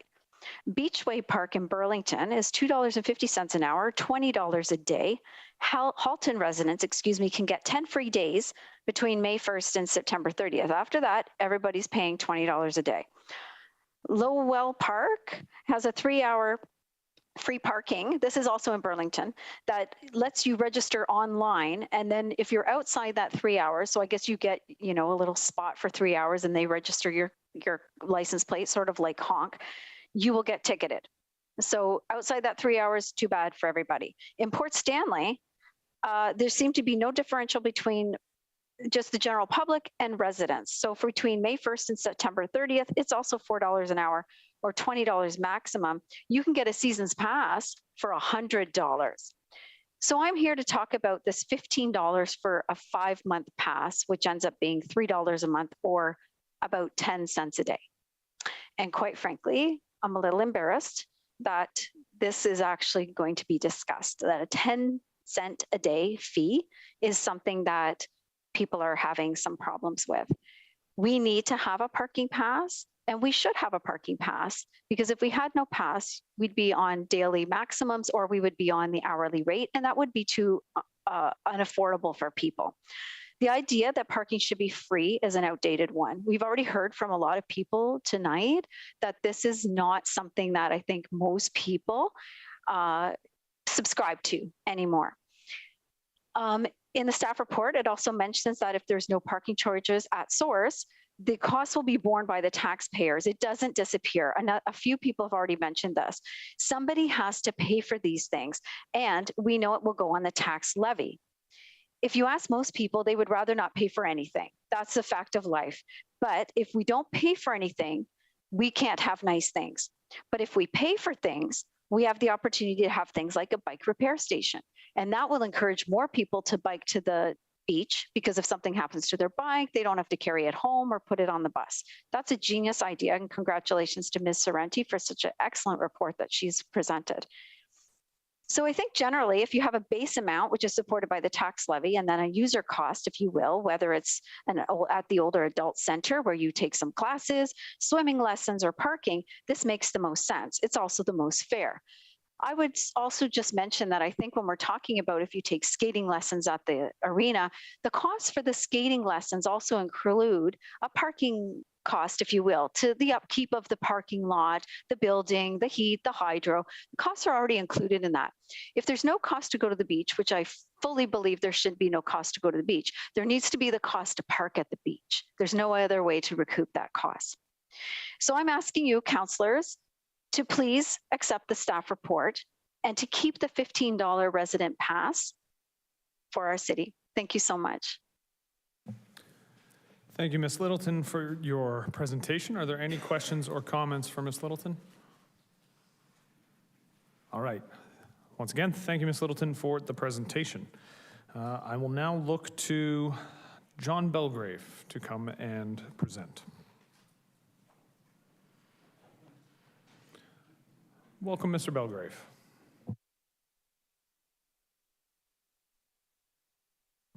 Thank you very much. Good evening, Mr. Mayor, councillors, city staff, and fellow citizens.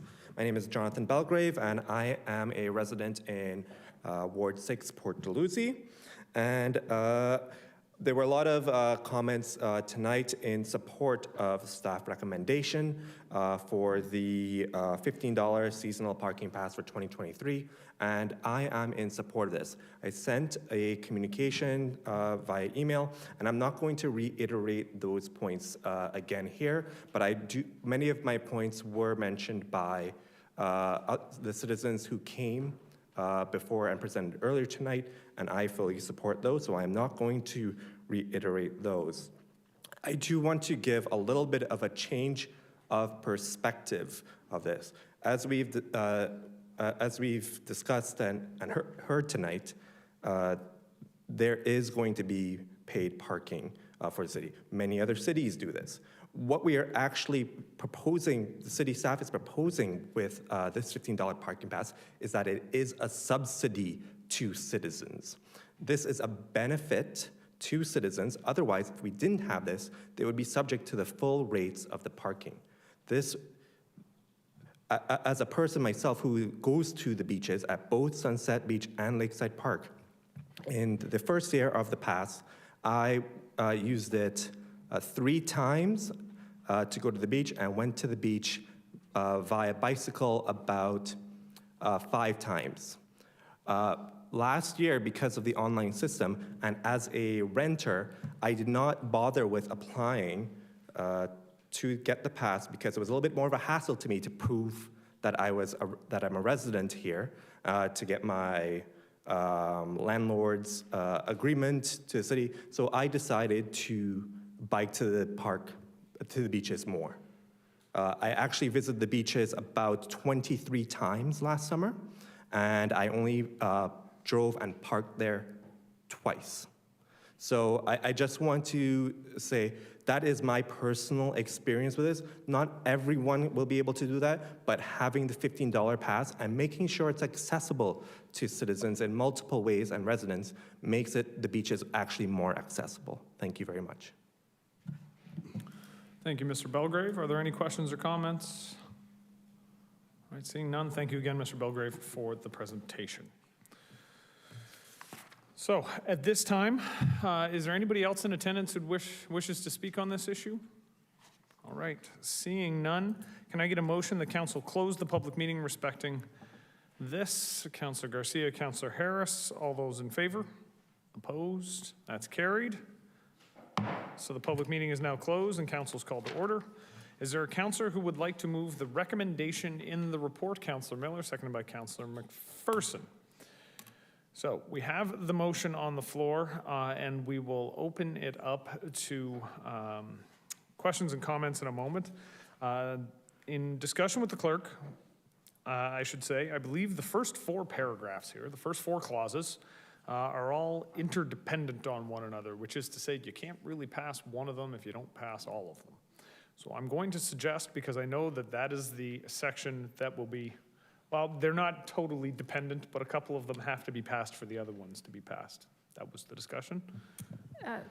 Yes, clause 3 and 4 are dependent on each other, but the first 4 clauses all relate to parking. So they're all related to parking. So I'm going to suggest that we vote on those 4 clauses together at once. There are a couple of clauses after that with respect to the bike repair station and the request for coming back with a report on the beach strategy in 2024, as well as preparing the necessary bylaws, which I think there's broad consensus on. So I'm just going to suggest that we move those 4, and I'll ask that staff split that so that we vote on 1, 2, 3, and 4 initially, and then 5, 6, and 7. With that, if you have a question or comment, feel free to press the button. Wonderful. Councillor Harris will begin. Thank you, Mr. Mayor. I'm wondering if I could maybe direct this to the CAO. If we approve this, could we make this like a 1-year type of situation where we could actually come back with a comprehensive parking strategy for the city of St. Catharines, where perhaps we could look at modernizing the parking garages and the pay and display and all that kind of stuff? So like what I'm suggesting is if we did approve this, it would just be 1 year and come back with a more comprehensive strategy. So I will say that would be an amendment to, like an additional amendment to the motion, asking as maybe perhaps rather than the beach season report, it would be a parking report. rather Well, than I guess asking what I'm staff to do- suggesting is if this is all about parking at the beach, it's not like set in stone forever. It would be for a year and incorporated into a. Then I a guess that more- would just be a separate, like an amendment added on to this. So who moved it? Councilor Miller moved it. Would that be friendly to you? Okay. Maybe that's a report request for later on in the meeting. You sure? Okay. Okay, so we'll make that a report request at the end of the meeting. All right, so currently I have Councilor Ratzlaff, followed by Councilor McPherson, Councilor Williamson, and Councilor Stevens. Again, councilors, if you would like. I fire the clarification at me. When you split this, when we look at the recommendation, the staff recommendation does not really say, when I read it, that they're recommending keeping the $15 parking fee. That is further on under a summary of the recommendations? Is that, or am I missing something there? It's contained in the first clause, to be set at an annual rate of $15, including HST. But it says that's for, Oh, okay. that's for business parking permits. I think that's a maintenance, but I'll look to the clerk. Through the mayor, I think the staff report, and we can ask Ms. Sorrenti to clarify, but the staff report talks about recommendation to continue with it. No motion is required from council, as that's what's already in the rates and fees, is a $3 per hour maximum and a parking permit rate of $15. So those are already in the bylaw because they've been previously passed and incorporated into the bylaw for this previously. Thank you. I appreciate the clarification, though, Councilor. Thank you. So, Councilor Ratzlaff, you have the first. Give me a second. Just for clarity's sake, through you, Mayor, this is to ask staff questions, or this is just talking about the amendment here? This is to ask questions and to make a comment. Okay, all right. I just wanted to make a comment on a question that I've heard asked a few times and one that was asked again tonight. But the question is just, why now and why here at the beach? And we did see, like as the staff report said, we saw an increase of visitors over COVID. Those visitors aren't going home and telling their neighbors and friends not to visit Port Dalhousie. They're going home and telling them to visit Port Dalhousie. And we want to see more of that. Like we want to see more people coming to our city. We want to see more people parking at the beach. We don't have the same issue at Russell Ave Community Center as we have the beach. At Russell Ave, we don't have to manage traffic. We don't have overflow into the neighborhoods. We don't have increased expenses because of tourists and because everyone from the city wants to go to Russell Ave Community Center. That is one of the reasons why, so traffic management is one of the reasons why we have it at the beach. That's why we have it now. The other reason why it needs to be at the beach is to cover the costs that are associated with more people using that parking lot. And when, as we've heard from the presenters, when you don't cover those costs, other taxpayers in the city have to pay them. And those people aren't necessarily the ones that are actually using parking at the beach. And it just warmed my heart to hear 6-7 presenters say parking is never free or something along those lines, because staff will know that's something that's near and dear to my heart. So thanks. All right. Thank you, Councilor Ratzlaff. Councilor McPherson. Just a comment, as someone who sat on the Downtown Association as the chair and who is now the council representative, I think I've heard a lot about parking downtown and the issues around that. When it comes to paying for parking, as the presenters have said, as my ward mate has said, parking isn't free. The reality is it's not free. If we think it's free, it's not. And when we see the number of people who chose to, take the bus instead of driving their cars, that warms my heart. If we're into heartwarming stories tonight, we have a climate crisis. We know the impact of emissions that cars have on the environment.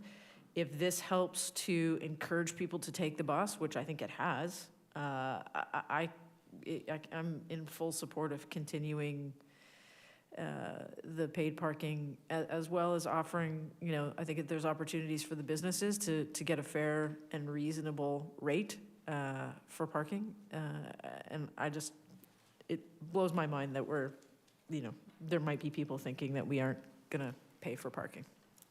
Thanks. Councillor Williamson. Thank you. Yeah, I did not run in favor of paid parking at Lakeside Park or Sunset Beach. So to the point that was made that you lose if you are not in favor of paid parking, I know that's a bit of a fallacy.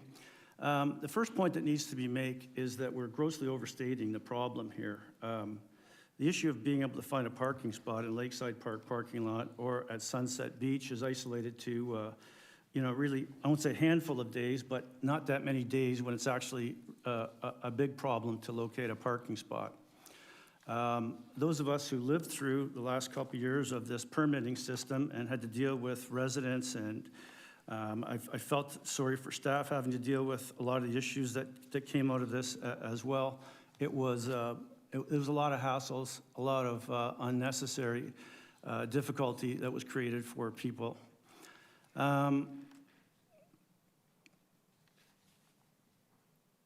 Yeah, so it's easy to overstate the problem here. I think the fixes created as many or more problems than the actual solution or the problem that is perceived to be there.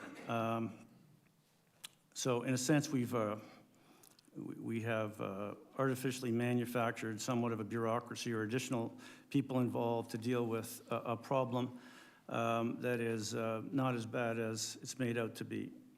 There was also issues with people coming in for volleyball, for sporting events, that kind of thing. Even city employees who had difficulty in dealing with issues if they didn't happen to live in town. I'm not sure why they weren't dealt with, but and you talk about affordability, adding to the parking costs adds to the overall cost and reduces affordability, and no, skating lessons don't pay for paving parking lots. And if we look at the bigger picture here, and we're concerned about subsidizing the personal passenger automobile car, we have a North American continent that has road system everywhere. In Ontario, we have a provincial highway system that's paid for by the taxpayers. I'm not saying it's right. I'm just saying that's the reality of the situation that we're in. Our tax dollars go to pay for all our roads and all the municipal parking lots that we have. So if you're going to make the case and you're going to be progressive, that's wrong, you better not just cherry pick Port Dalhousie and Port Weller to be the examples where we're going to be progressive. It doesn't work that way. You have to be honest. If you talk about equality and fairness, you got to talk about every place. And there's also, the idea that people should have access to the lakefront is another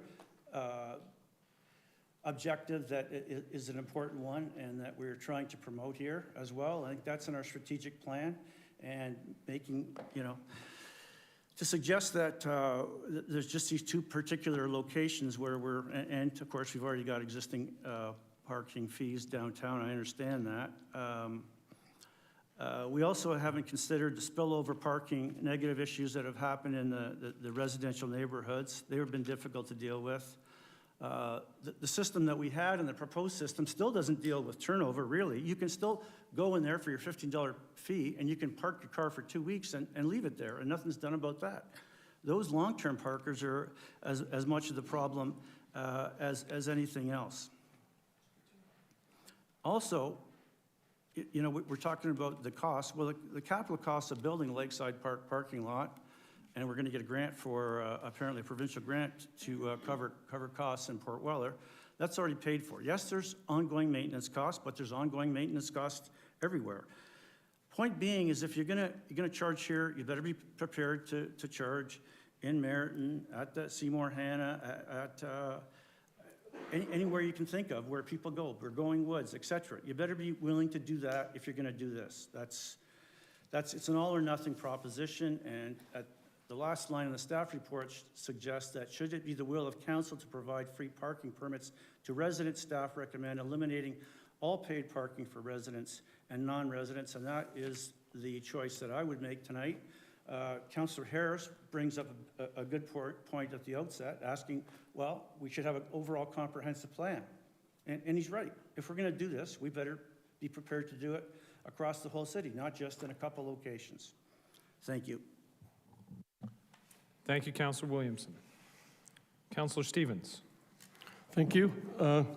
I look at this as some of the presenters said earlier. It's a user fee, just like at other city events, but also the fact with all the presenters tonight, everybody was in favor of keeping the permit in the way it is. And when I was on the Committee of Adjustment, when there was an issue that the public didn't like, they were here and they complained about it in large numbers. And not one person was here tonight against this. So that tells you either people don't care, or like the ones that were here, they're in favor. And like you said, it's very inexpensive and there is some control, and it was already there. And the fact that staff has done their work and this is the best to their ability, and they said it was a lot of extra work before doing it free and everything, and this was an easier system. And it's a user fee, and I haven't heard anybody complain about it tonight or even any letters. So if it was that bad, we'd have a whole room full of people here complaining that they didn't want it, and that didn't happen tonight. So I'm definitely in favor of the staff report. Thank you, Councillor Stevens. Councillor Garcia, followed by Councillor Townsend, and then Councillor Miller. Thank you. Thank you, Mr. Mayor. We heard from a number of presenters today making some good points about why they think we should keep this parking. But if I can remind my fellow councilors that we are here because we were elected by our residents to represent them. And I can share, I don't know if every other councilor had the same experience, but certainly it was a single most common complaint that I ran into while campaigning for council, paid parking at the beach. People were really unhappy about that. I heard that at the door so often.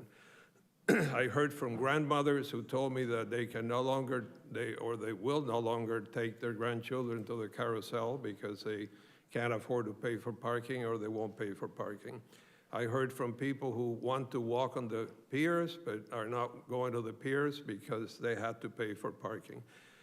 As I said to the one presenter, we have never charged for parking until the pandemic, when we had a good reason to institute a system to control parking.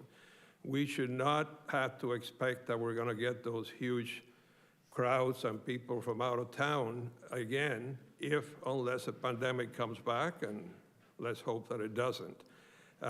When we talk about the revenue stream needed to offset the costs associated with the beaches, may I remind again my fellow councilors that we cover these costs without paid parking for all the years up to 2021 when paid parking was introduced.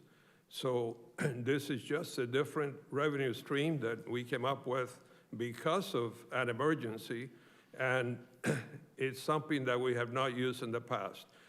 I also want to remind people that staff said in their report that when drafting the beaches strategy, they considered data from recent history and feedback from the Grantham and Port Dalhousie councilors. Well, I don't know how much they consider that feedback, but I can tell you, being at the meeting, that all four of us strongly objected to paid parking. We have had the same feedback from everybody, and those of you that don't have a beach in your writing or area, ward, you would not necessarily hear the same things, but I'm sure you heard it from some people. So I certainly can't support any kind of paid parking for residents. I think that we're lucky enough to live on a great lake, and we have always been able to park there for nothing, and I don't think we should continue to charge. And yes, you can take the bus, and yes, you can take the bike, as some people said, and I'm sure a lot of people do, but please remember that we have a very heavily skewed seniors population in this city. And a lot of these seniors either cannot bike or walk very far, and they need to take their cars to go to the beach, and we shouldn't keep them from going to the beach. Therefore, I cannot possibly recommend or support that recommendation. Thank you. Thank you, Councilor Garcia. Councilor Townsend.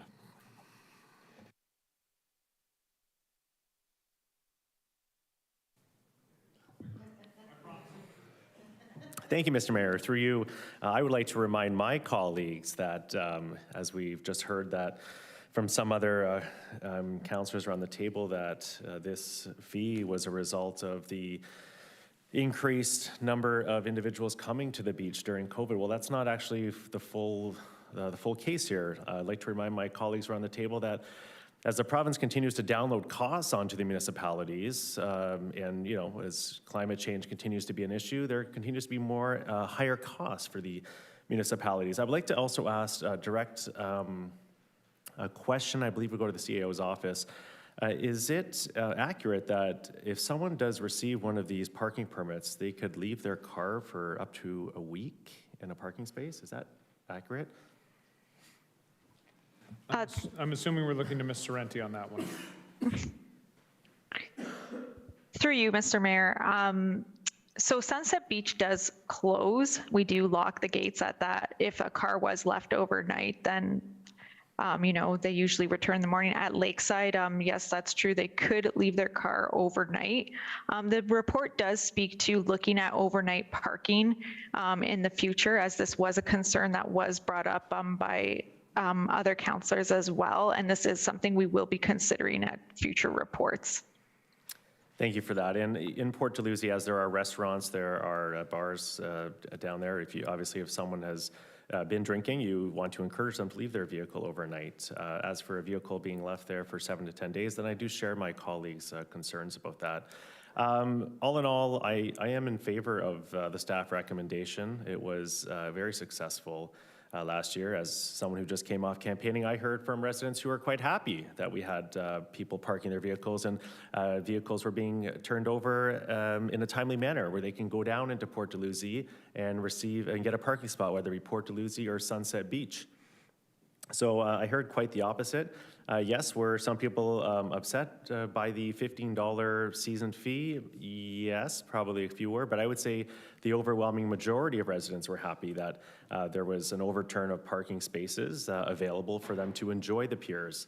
I went down to Port Dalhousie many times in July and August, and I will tell you it was very busy, and it was busy last year following the pandemic. So I'm in full support of the staff recommendation on the floor, and I want to thank the CAO's office for putting in the hard work and for maintaining an affordable $15 user fee to use the beaches and maintain the beautiful beaches that we do have here in St. Catharines. Thank you.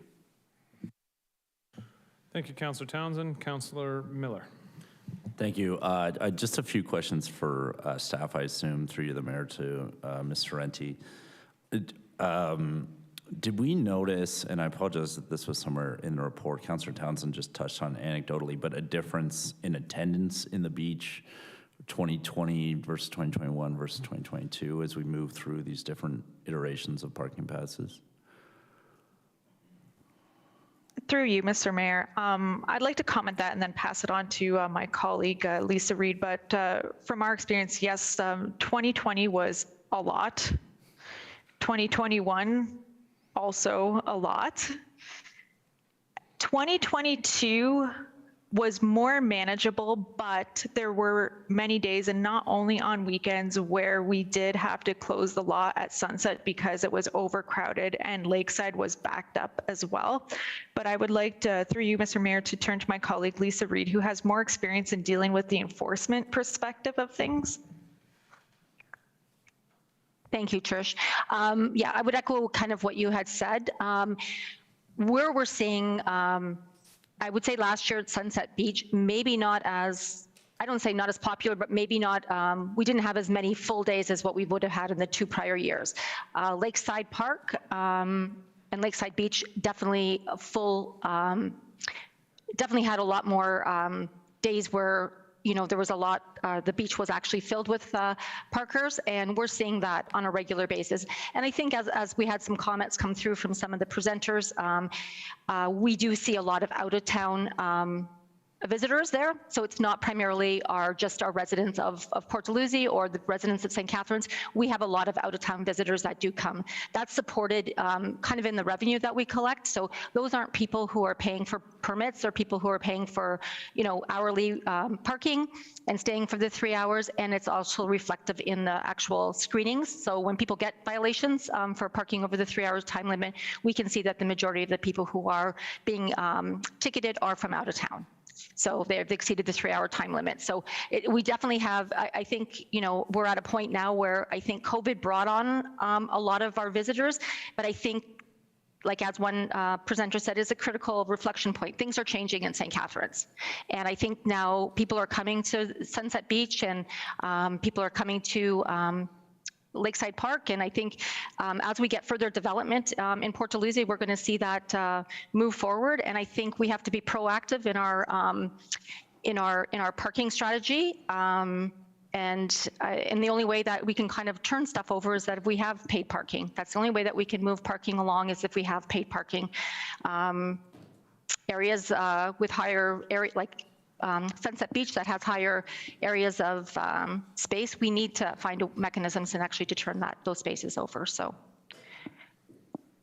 Okay, thank you for that. I appreciate that.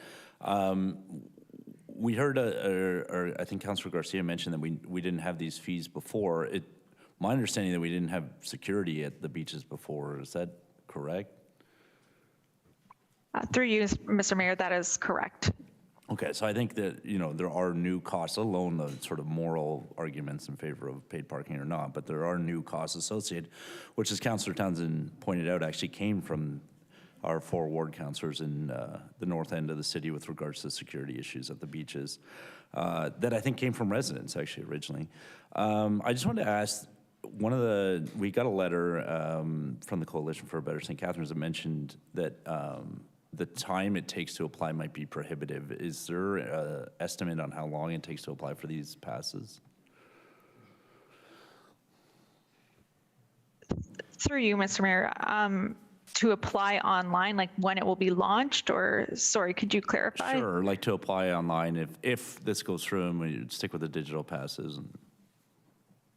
So we're hoping to relaunch, and everyone who applied last year, we would relaunch in April, and everyone who applied last year would get an email saying, hey, it's time to renew your permit type of thing. And as far as applying for a permit, the report mentions as soon as people applied, it was literally minutes of uploading pictures, and staff were already prepared and on the other end looking at those pictures of what was submitting and hitting approve, and things were moving quite quickly.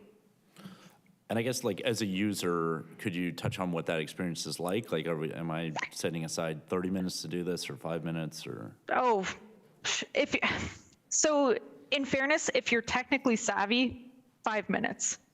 If you're not technically savvy, maybe 10 to 15 minutes.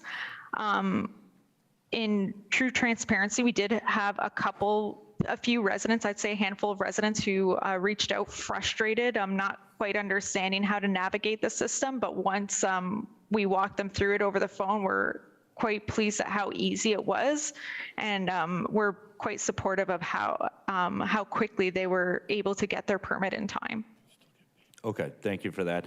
And just to, directions to staff, I don't think they're needed as amendments. Mr. Belgrave's letter mentioned, and I think his presentation as well, maybe the need for expanded proofs of residency, just to simplify, particularly people who are living, if we have other options, people who are renting or tenants, and if perhaps those who need to apply in person, if we could set up some sort of appointment system for them, if that's possible, maybe the CAO, if that's not asking too much. Through you, Mr. Mayor. So we did have a lot of people come in person. We did assist a lot of people over the phone, and I did hear the speaker tonight mention that there were complications. Please always reach out. We are happy to assist and work with residents in, whatever, if it's applying, whether it's providing proof on what that proof may be and what you have access to your hands. We are there to support you, and we will happily help anyone who may need that help, whether it's coming to the counter or over the phone. Okay, thank you for that. I was in favor of these last year. I'm in favor of them again, and I think the 10% of people who voted for me in my ward sent a strong message, maybe, that they wanted to see these fees as well. I think, we touched on a lot of the aspects here. I think these beaches clearly are different than a place like Arena where people are going, tend to be on a schedule and need to arrive there on time. The beach is a different bird that you have time to bike or take the bus. I think Councillor Williamson's point that we've constructed Ontario, specifically in St. Catharines, around cars and use is definitely true, and that's something we need to start to rectify. Roads aren't actually supposed to be just for cars. The buses use roads, bikers use roads, runners use roads. They're supposed to be for everyone. I think 10 cents a day or $3 a month, however you want to frame this, is incredibly affordable. There's people who are trying to make this an affordability issue. As someone who regularly works with people in poverty, car ownership itself is a luxury. It's actually unfair the other way to put this as a tax burden to those people who can't afford a car and don't have the time or the luxury of going to the beach, either directly through property taxes or indirectly through their rents. A user fee is a much more appropriate use in this situation. This is a very small amount, especially compared with other municipalities. And as we move towards trying to hit all these ambitious targets we've set for ourselves in terms of carbon reduction, I think it's important that we encourage more and more people, and I think the bike repair is a great example of how we're doing that. So certainly going to be in favor of the staff recommendation. Thanks. Thank you, Councillor Miller. Are there any other speakers to the motion? All right, seeing none, as was mentioned, we're splitting the vote, so that which is related to changes to the payment of parking is outlined in yellow, and that is what we were voting on first. So I'll look to the clerk. Looking to the mover first, Councillor Miller. Yes. Councillor McPherson. Yes. Councillor Lindell. Yes. Councillor Phillips. Councillor Ratzlaff. Yes. Councillor Stevens. Yes. Councillor Townsend. Yes. Councillor Williamson. No. Councillor Dodge. No. Councillor Garcia. Sorry, you asked for me? Councillor Garcia. No. Councillor Kushner. Yes. Councillor Harris. No. And Mayor Cisco. No.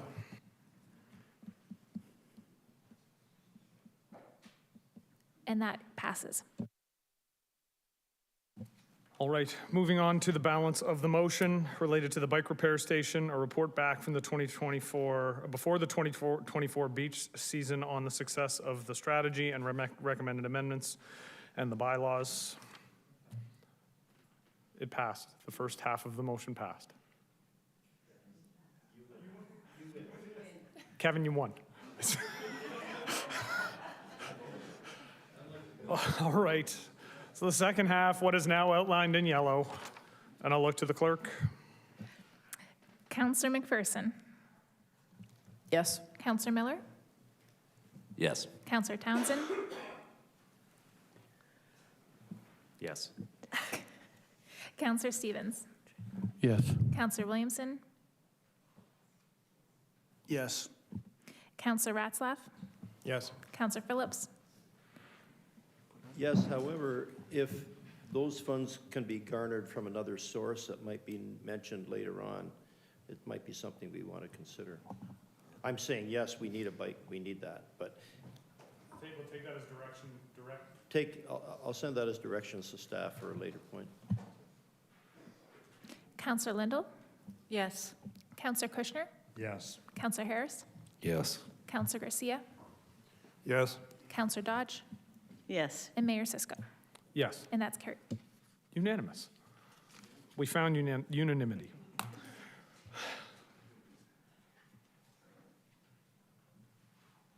Councilors, I will just say thank you for a lively debate. Moving on to item 9.1. Engineering Facilities and Environmental Services, Port Dalhousie Staircases and Shoreline Protection Work Update. We have delegations this evening from Kathy Thompson, from Maggie Aladina, from Lynn McCleary, and from Pooja Sharma. So as a reminder, 5 minutes to present during this portion. And I will now call upon Kathy Thompson to present. Ms. Thompson? Good evening, Mr. Mayor and city councilors. Just like to say that I'm a little bit nervous, and so I have to read from my notes. I'd like to address a couple of things tonight. First, it is possible that there is opposition to keeping the stairs at Graham Avenue from the two households at the end of Graham Avenue on either side of the stairs. It's my opinion that their opposition to the stairs is rather self-serving. Simply put, they don't want people using that area, even though it is city property.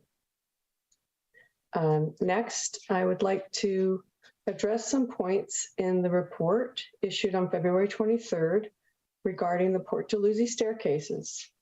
Specifically, page 7, the operational implications. The report mentions the need to add a landing pad surface at the bottom of the stairs and the cost and the ongoing maintenance required and the difficulty of this. As a frequent user of the Simcoe Street stairs, I would like to point out that there hasn't been a landing pad there ever, and the stairs are still in place after the 2 high water years and thousands of waves crashing on them. We step down onto sand and sometimes stones, depending on the currents.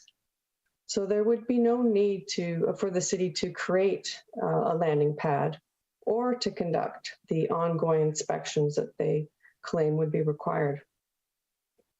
There haven't been any inspections done, and there hasn't been an issue for 60 years. The situation is similar for the Graham Avenue stairs. The cost to repair the top of the Graham Avenue stairs is quoted at $60,000, which seems to be an acceptable expense considering the benefits of leaving the stairs in place. The city recommends removing the Graham Avenue stairs and instead creating a viewing area. Well, there is already a viewing area there with a bench, and we don't need more ways to see the lake. We have lots of those areas. We do, however, need to maintain our access to the water and not just at busy Lakeside Park. If the stairs are removed, residents will try to climb down the bank to reach the water, which poses a bigger danger. The stairs provide a safe way down and should be left in place. I'm hoping to encourage you to vote in favor of keeping the Port Dalhousie staircases in place. We are so fortunate to have a waterfront community in St. Catharines, and we should be making the most of it. Residents need an easy way to enjoy the water with multiple access points. The health and wellness benefits of swimming, stand-up paddleboarding, and kayaking are immeasurable, and easy access using the Graham Avenue and Simcoe Street stairs will be essential to helping residents enjoy the waterfront, one of our biggest assets. Thank you. Thank you, Ms. Thompson, for that presentation. Are there any questions for the presenter? All right, seeing none, we will move then to, and I will call upon Maggie Aladina to present.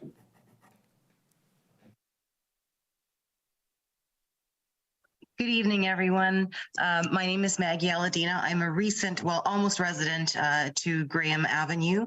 My husband and I purchased our dream home for ourselves and our 2 children last year. It's currently under renovations.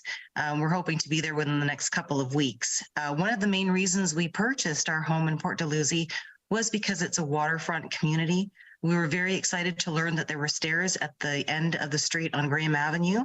Of course, we purchased the home in February, so we couldn't see a thing with all the snow, and then discovered later that the stairs were actually not safe for use. We did learn at that time that, you know, there was some talk about repairing those stairs, which got us very excited. And I understand that there are some safety concerns from some of the other residents. And I think that the safety concern is really more that the stairs are inoperable. There's a cliff at the end of the street there. The last thing I want is for either of my two children or my neighbors, two small children, to go and explore down that cliff. I would much rather them have a safe way to get down to the bottom there, should they choose to explore. The other thing I want to speak about is I understand that one of the other concerns one of the residents brought up was that they didn't want people walking up and down those stairs and looking into their living room. They bought the house when the stairs were there. I don't understand why it's an issue now. It wasn't an issue before, and that's kind of what happens, right? You're living near a public area, you're living near the water. That's to be expected. And to penalize every other resident on Graham Avenue especially, I think is very self-serving. That's all I have to say. Thank you for your time. All right. Thank you, Ms. Aladina. Are there any questions? I do have one, Councillor Garcia.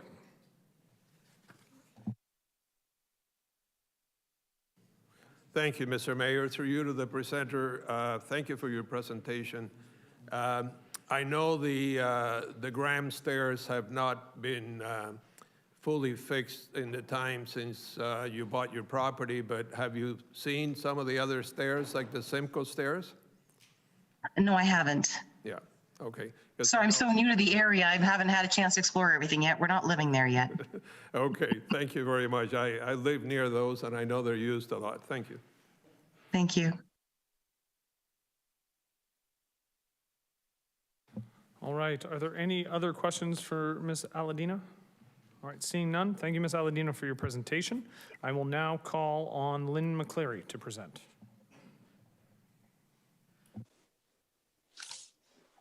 Your worship and councillors, thank you. I'm honored to share 6 of the many reasons that stairs to the lake should be preserved. They're good for physical and mental health of St. Catharines residents.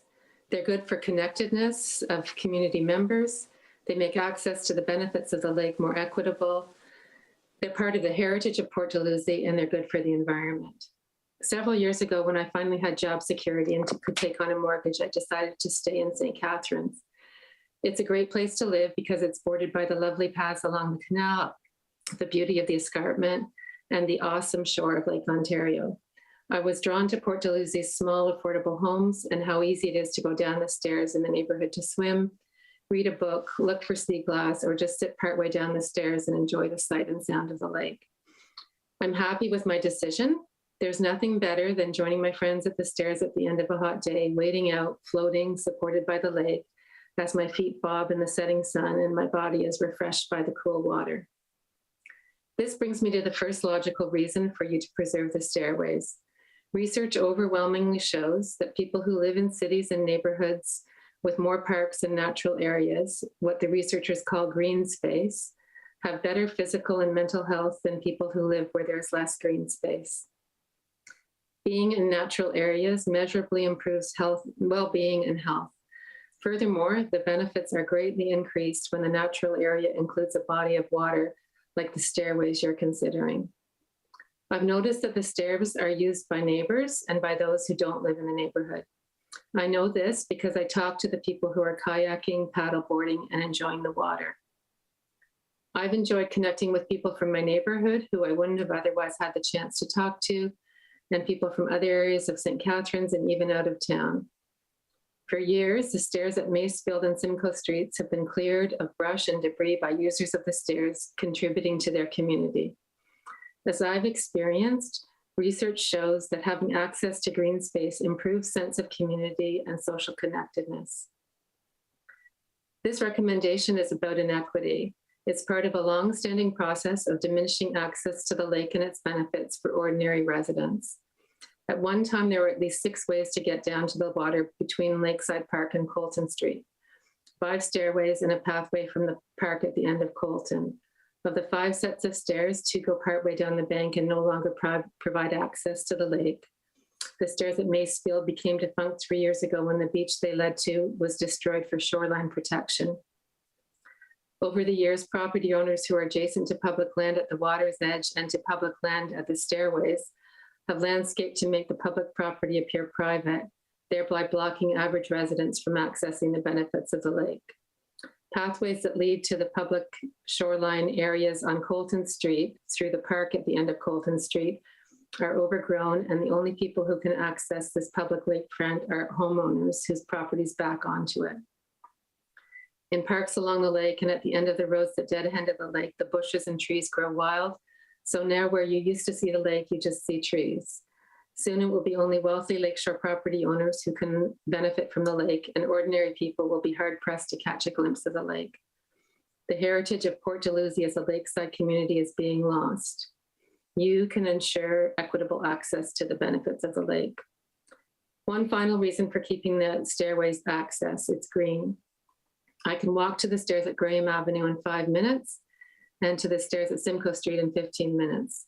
The walk to the Lakeside Park is 25 minutes, and that doesn't seem like it's unreasonable, but walking home in a wet bathing suit, especially on cooler autumn evenings, is not something I want to do, and I don't think many people want to carry their paddleboard that far. People will resort to driving to the Lakeside Park. Last year, having a health condition that prevented me from walking to the park, I tried driving, but even with an accessible parking pass, parking was often impossible. The pressure on parking will only increase. Options for St. Catharines residents to access the lake in Port Dalhousie at other places than the park make sense for a green, walkable St. Catharines. Please be forward thinking. Recently, millions of dollars were spent to protect the shoreline between Christie and Considine and a few houses, destroying the beach and stairway access there. It just doesn't make sense that it was worthwhile to spend so much to protect these homes, but not to spend a small fraction of that to ensure that ordinary residents can access the lake. You can be strong, like the boulders protecting the shoreline at the Lost Beach. You can stop the erosion of access to the benefits of the lake. The stairways are good for mental and physical health. They contribute to social cohesion and connectedness. They make access to the benefits of the lake equitable for St. Catharines residents. They are part of our heritage, and they are a way to be a walkable green community. I urge you to preserve access to the lake. Thank you, Ms. McCleary. And I have Councillor Williamson with a question.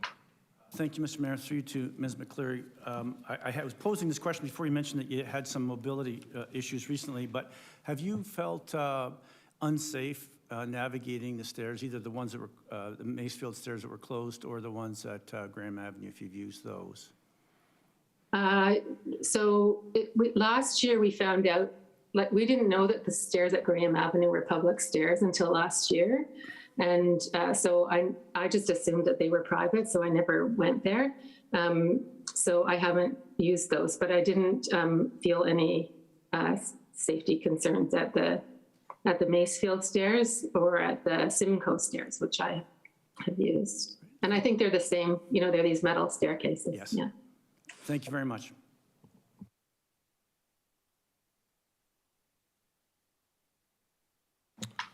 Right, thank you, Councillor Williamson. Any other questions? Seeing none, thank you, Ms. McCleary, for your presentation. I will now call on Pooja Sharma to present.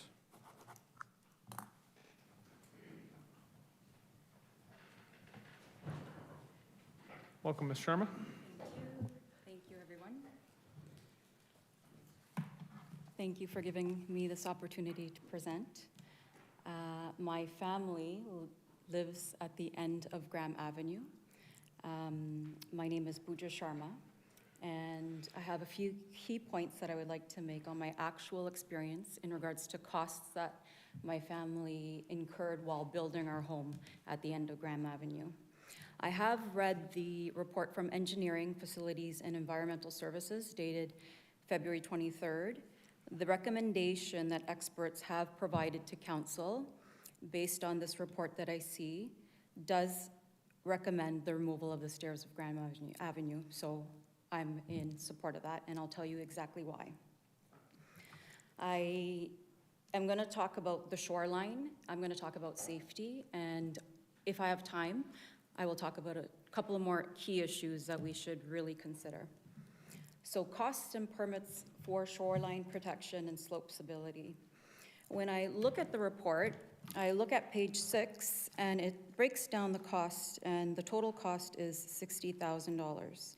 And it says it's a high-level cost, and that is for the geotechnical consultant, engaging a structural engineer, and some procurement work of $45,000. Now, nowhere in the cost does it indicate the shoreline protection that we were bound to as a family to ensure that we had even before we built, even before we touched anything on our slope. We own right to the water. The very first question is your shoreline protection. Now, I don't know if you've seen the end of Graham and the wall that I'm talking about that we actually own. It's a pretty great wall. Yes, it's old, but it's a pretty great wall. It looks like a fort. When we went to the NPCA, they questioned our wall. Now, as a taxpayer, we're looking at this property thinking we bought it because it has a shore wall. So we're like, okay, you're questioning our wall, but there's city property right beside us that does not even have a wall. It does not exist. When we ended up getting quotes for the shore wall, because we were like, okay, well, how much is this gonna cost us? It was $2,000 per square foot. We have 100 feet of lake. That's $200,000. Now, I'm assuming city property at the end of Graham Avenue is approximately 50 feet. The $100,000 fee for a shore wall has not been considered in this estimate. So we have $60,000 as an approximate. I'm assuming it hasn't changed for a shore wall. If anything, with COVID, prices have increased. So lucky city if you have to replace any walls and get them in. But that's an extra $100,000 of taxpayer money that's not accounted for. Now, being on the lake, everyone continues to tell us how lucky we are. There is a premium that we paid to be on the lake. There is high taxes that we continue to pay to be on the lake. And the standards that were set out for us for permits that we needed to get, for testing that we needed to get, were high. I'm not really sure why those standards are any different for the city. Now, I'm going to move on to my next point. So with NPCA, I would like a better understanding of how NPCA has been involved at looking at the shoreline protection, because we have been seeing erosion. And I'll give you an example. At the end of Graham Avenue, there were 2 benches right at the end. Those 2 benches were moved by city about 2 years ago because of the erosion. The benches were the slope was kind of coming in, it was eroding, the benches were too close to the edge. For safety reasons, those benches were removed, 1 bench was placed.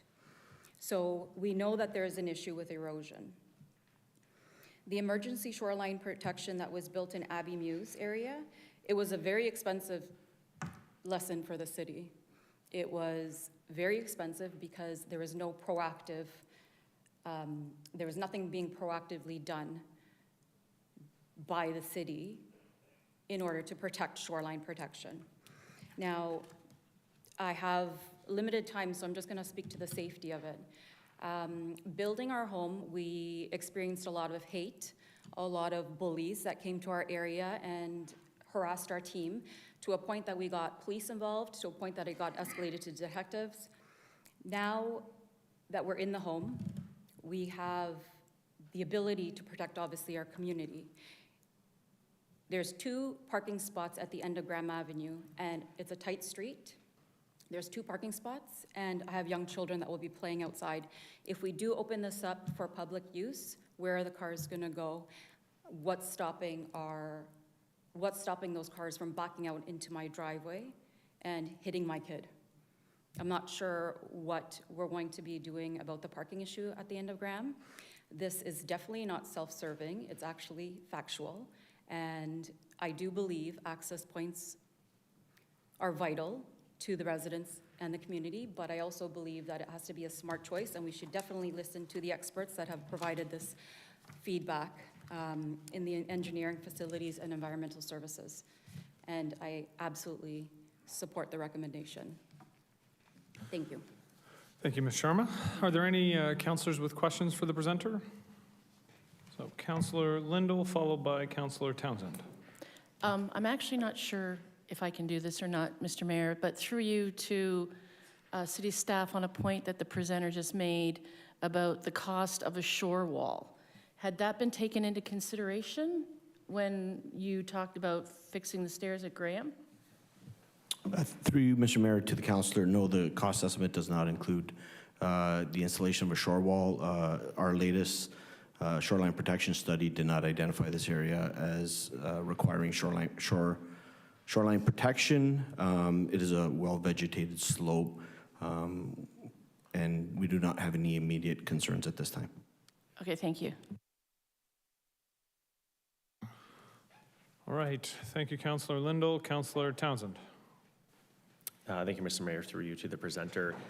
When purchasing the home, were you aware that this specific area was city-owned, that it was Yes. public property? Yeah, we absolutely knew that the two benches at the end that now have become one, they were city-owned. We knew that the public would be down there viewing the lake as they should be. Lake Ontario is beautiful. Everyone should be able to go view that area. But now that they've removed those two benches, there's only one.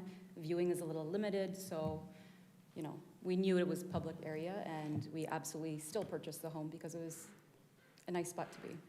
And through you, Mr. Mayor, to the presenter, is it considered a busy area with people walking, going down to that water in that area? So Terry Lane has very busy foot traffic. Graham Avenue is a dead-end street. Terry Lane is provided for the 3 homes that are there, and there's a lot of pedestrian traffic there. So it being busy with foot traffic, yes, and with the car traffic, it's a very narrow street. A lot of people kind of avoid our street because just getting in between a car, if a car is parked on the side, like when we were building, cars were parked on the side, the trucks were having a hard time coming through. We knew that when we purchased the house, we were okay with that. And parking is obviously going to be an issue. And it is actually an issue with the 2 parking spots at the end of Graham. The overflow from Lakeside, if we're trying to solve a parking issue, it's not going to be at Graham Avenue.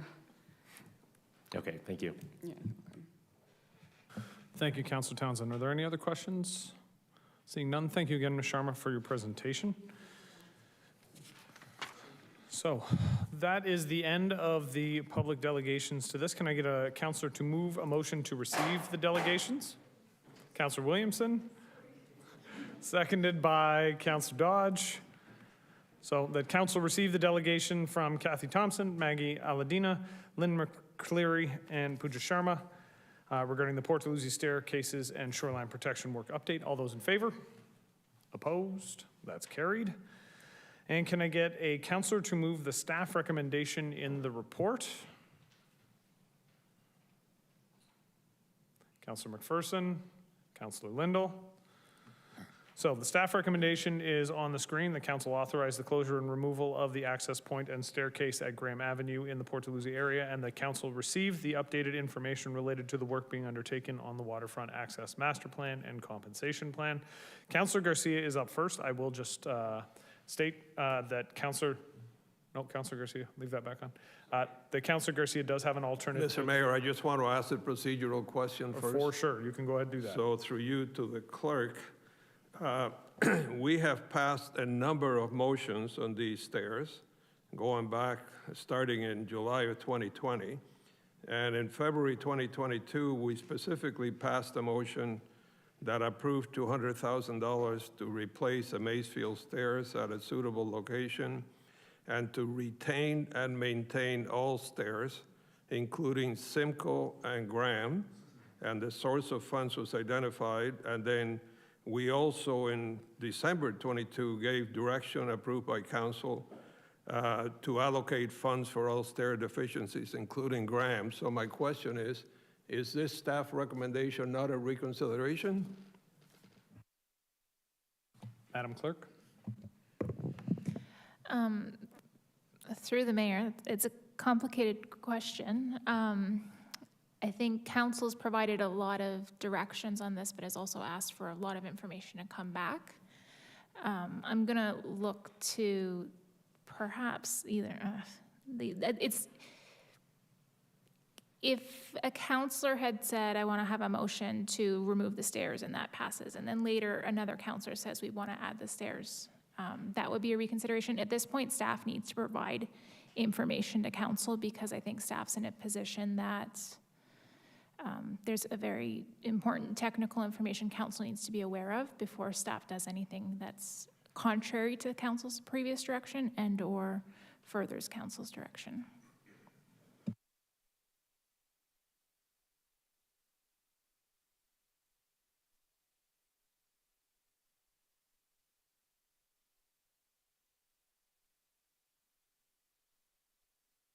I'm going to see if perhaps Mr. Martuccio might be able to provide some clarification. Sure. Through you, Mr. Mayor, to the councillor. The intent of the report was to come back and provide council with additional information that was not available the last time that we wrote the report, specifically with regards to the extent of the repair work that was required to the Graham Avenue stairs. It was our intent that staff would be able to carry out the work through operations accounts in order to complete the repairs. We as we got into the work, we identified that the deficiencies to the staircase were much more than we anticipated, and we felt it was prudent to provide that information to council before investing the significant dollars required to put them back into service and not address any of the risk or design issues surrounding the stairs. So if I can provide clarity, I think the scope of the work that was required has changed, and so fundamentally staff are viewing this as a different situation. That's what I'm hearing from what you were saying, that this is a different situation from the original motion that was put forward. So that's the clarity that I understood, Councilor Garcia, but I'm going to open your mic again so that you can continue. Well, I respectfully disagree. Like, I think our motion in February was quite clear that to retain and maintain all stairs, including Simcoe and Graham, and then the direction in December was included to allocate funds for all stair deficiencies, including Graham. So to have a recommendation that says to remove the staircase, to me, is directly contrary to that.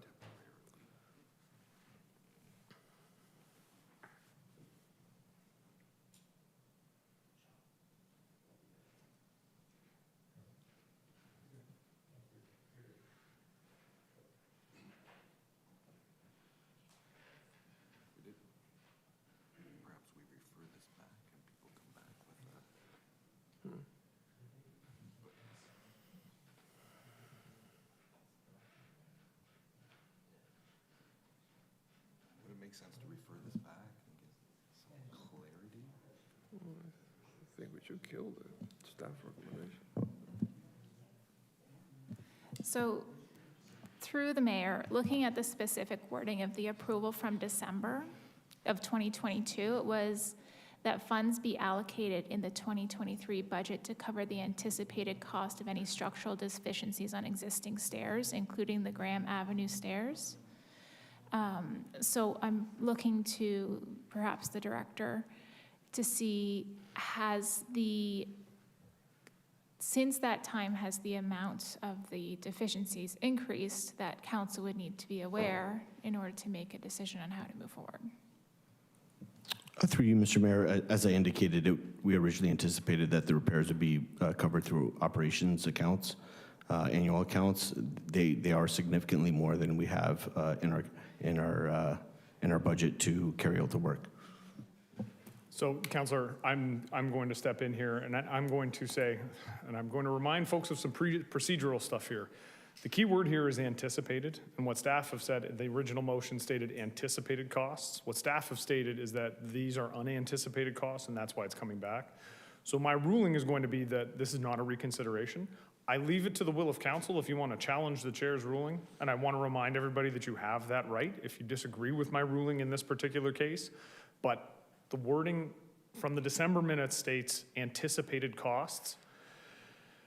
And based on what Mr. Martuccio has said, this new motion is because of unanticipated costs. So again, I leave it to council if you want to challenge my ruling. That is what I'm basing my ruling on. So, Councilor Garcia, you do still have the floor. Yeah, Thank you, Mr. Mayor. I would have to look, maybe the clerk read it, and I didn't write it in my notes. So did it say allocate funds for anticipated costs only?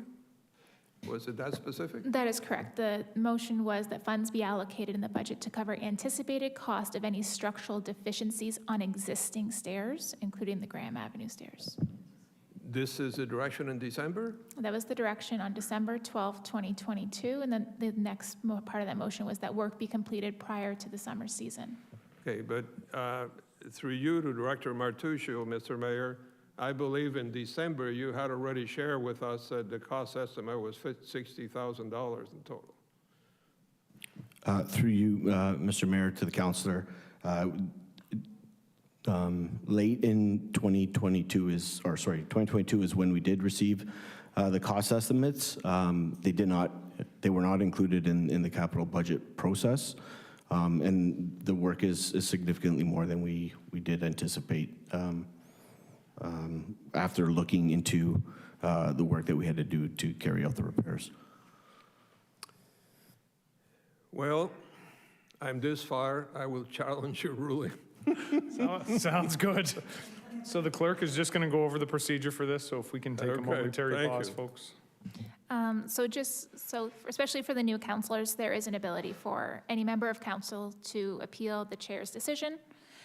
It's Article K 10.2 of your procedure bylaw. When that comes up, the member, in this case Councillor Garcia, would voice that they do want to have the chair's decision appealed, and it would be decided immediately. The chair shall acknowledge the member's appeal and shall restate his or her decision from which the appeal is made. And then we'll take a vote of council. If the majority of members signify support for the appeal, the chair's decision shall be overturned, and the subject of a point of order shall be decided immediately by a motion duly put and passed by majority vote.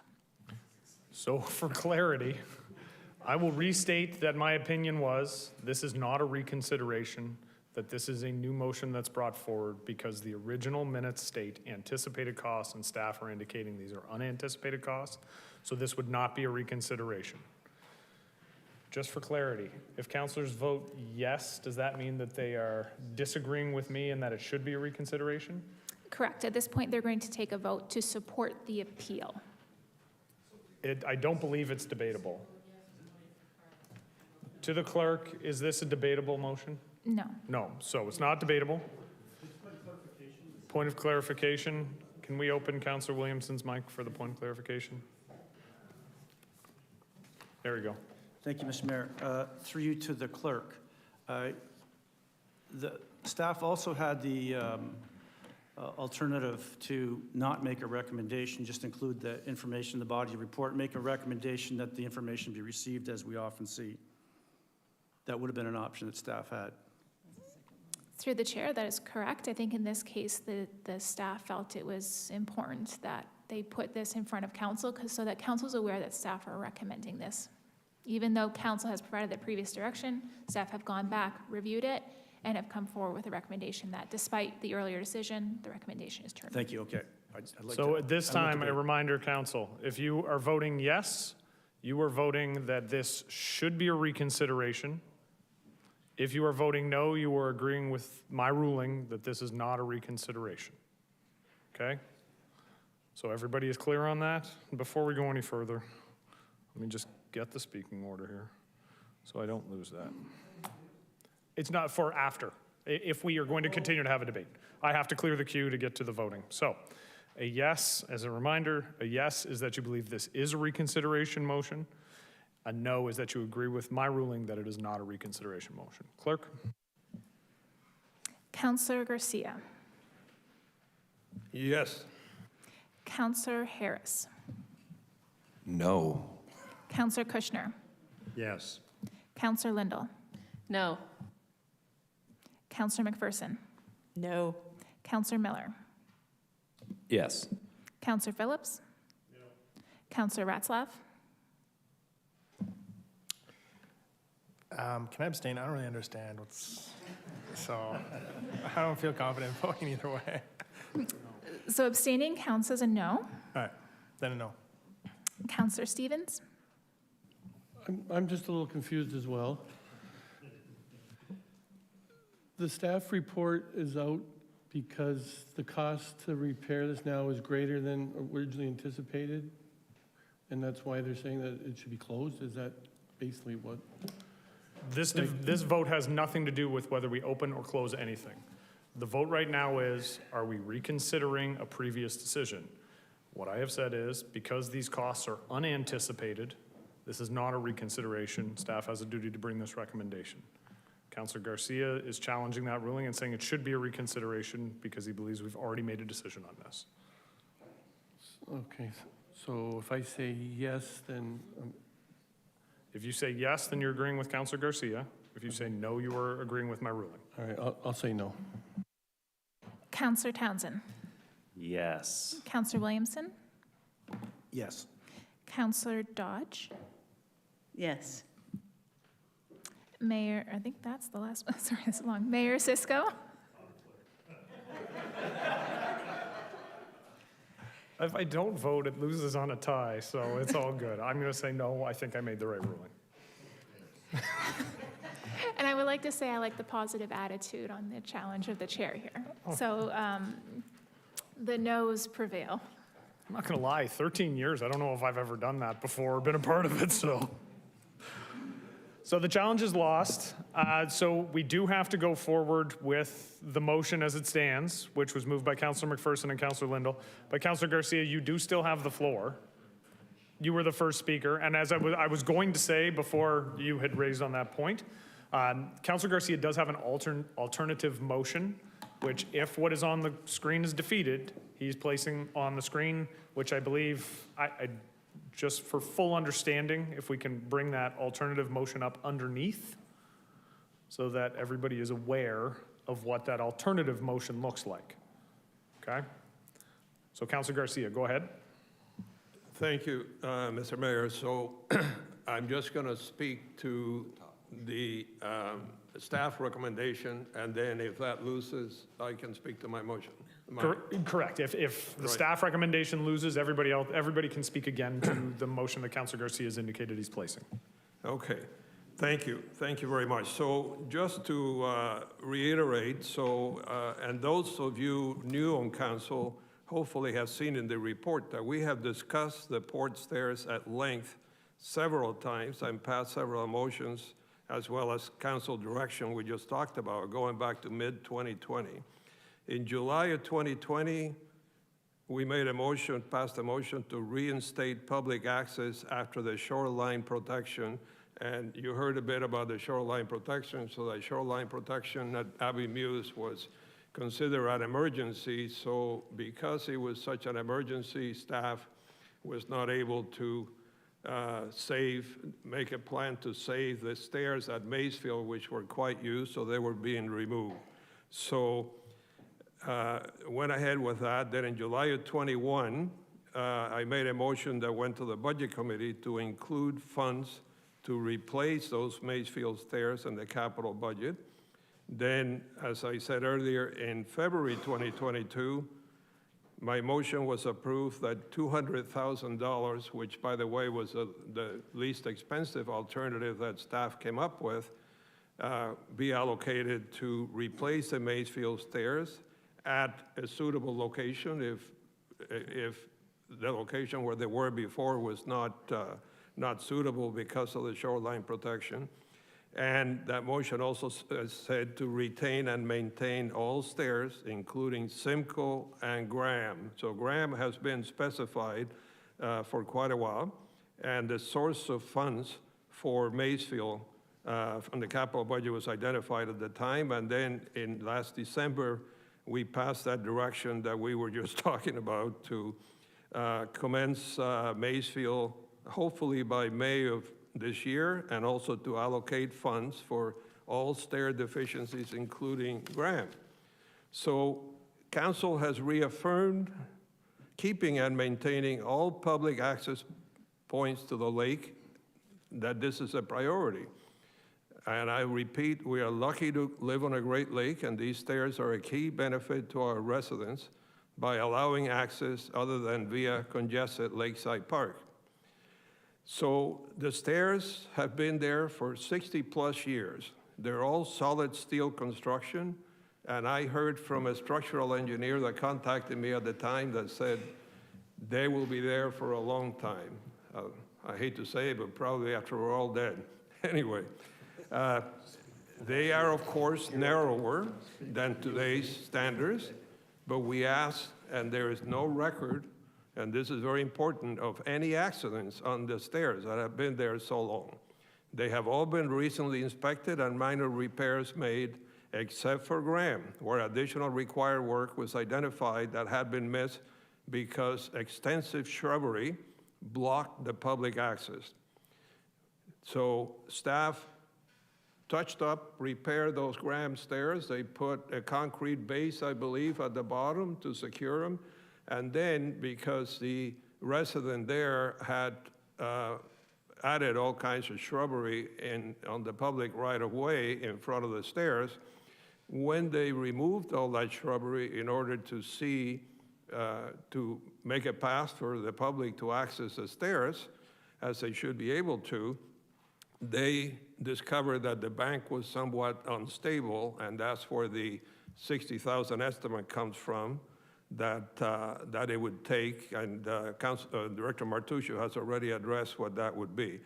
To me, we need to get those stairs reopened as soon as possible. I think the residents that spoke all live in that area, but there are people also that come from other parts of the city, and for that matter, from other parts of the region that access the stairs. And some of them like the stairs because, as I said earlier, Lakeside Park parking lot can be really congested. So $60,000, in my estimation, is pretty low to open another access to the lake that has always been there. And even if removal cost, in my opinion, removal cost is likely to be higher than the $60,000, but even if it was less, let's say it's only $40,000 or $45,000, the differential of paying $15,000 more or $20,000 more to have another access to the lake for the public, I think is quite worthwhile. Access to the lake should be available to all residents, not just those lucky enough to live on the lakefront. And I don't know if any of us live on the lakefront, but I don't think any of us do. But I mean, great if you live on the lake and your backyard is on the lake and you walk down your own stairs. But most people don't have that luxury. So please remember that none of these accesses are new. They're existing accesses. Port was planned to have all of these public right-of-ways on north-south streets. So if you walk around Port, all the short streets that go north-south from the lake to the pond, they're all open except for a couple of them so that there is public access. So access to the lake should be available, and we also need to move quickly on replacing the Maysville stairs, but I will talk to that if hopefully we defeat the staff recommendation, which I'm strongly against. Thank you. Thank you, Councillor Garcia. Up next, I have Councillor Townsend.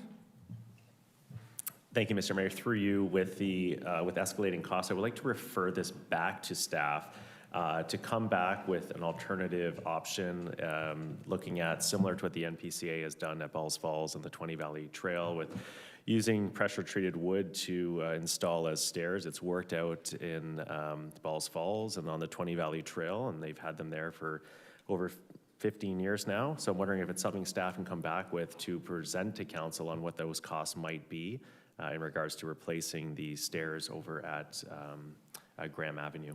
Okay, so a motion to refer, not debatable. All those in favor? Raise your hands. 1, 2, 3.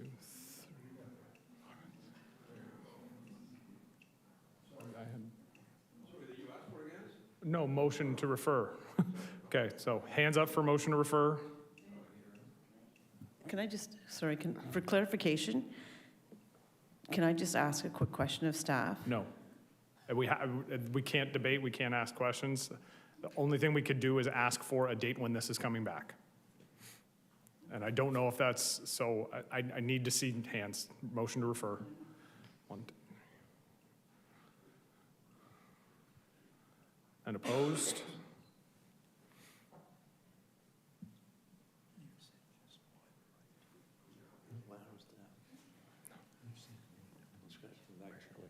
Yes.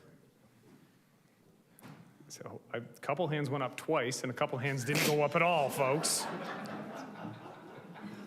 So Cisco's not voting until everybody votes. And if we need to do this recorded style, we're going to do it recorded Recorded style. vote. I move that it's recorded, please. Recorded vote. Thank you. So for A lot of Tyrannosaurus Rex arms in this place. motion to refer with some confident votes, Councillor Townsend, Yes. Councillor Phillips, No. Councillor McPherson, No. Councillor Kushner, No. Councillor Garcia, No. Councillor Dodge, No. Councillor Harris, Yes? Councillor Lindell, Yes? Councillor Miller, Yes? Councillor Ratzlaff, Yes. Councillor Stevens, Yes. Councillor Williamson, No. and Mayor Cisco.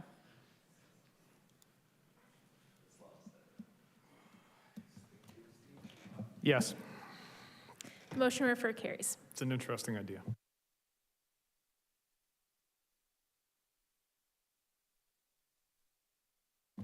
On to item 10, proposed amendment to procedural bylaw, local delegations. In accordance with Article A5.1 of Council's procedural bylaw, we do need a 2/3 vote required to amend bylaw 2021-124. Moving the motion, I have Councillor Townsend. Do I have a seconder for the motion? Seconder for the motion? Councillor Phillips, thank you. So the motion is up there. I did originally ask for this. I appreciate Councillor Townsend making the motion this evening. That bylaw, the procedural bylaw that we use to regulate proceedings of council be amended to include the article here that delegations are limited to Niagara Region residents, business owners, property owners, and organizations, except in the case of public meetings held pursuant to the Planning Act or other provincial statute, as we can't make a change in those situations. So if there are any speakers to this motion, just you can press your button. I have Councillors Ratzlaff, Kushner, McPherson, and Williamson. So I will go with Councillor Ratzlaff. I didn't really want to go first, but thank you. I didn't want to vote and break a bunch of ties tonight, but here we are, Councillor. Yeah, I guess my comment about this is, whenever we're considering something that might limit who can speak, I think it's worth taking some time to think about. I understand kind of why this is in front of us. I think there are opportunities and limitations to allowing virtual delegations to come and speak in front of council. But I guess I would love to I don't know exactly, it wouldn't be refer this back to staff, but to ask, how other best practices around virtual delegations. Like I imagine every municipality is dealing with the issues that we've seen, and I just feel like there are a lot of people who live outside of Niagara. Like these public discussions are both to hear from residents, but they're also to have a discussion, an open discussion that's recorded. Residents can see why we vote, and like as St. Catharines grows, we're going to encounter a lot of issues that other municipalities around us have already dealt with. Beaches being a perfect example, right? Like Burlington, Hamilton, all these communities that are outside Niagara have already dealt with this issue, and hearing how they've dealt with this issue would be of benefit to us. And so I'm a little bit concerned just limiting delegations to people from the Niagara region. Like how you'd even define that, I don't know.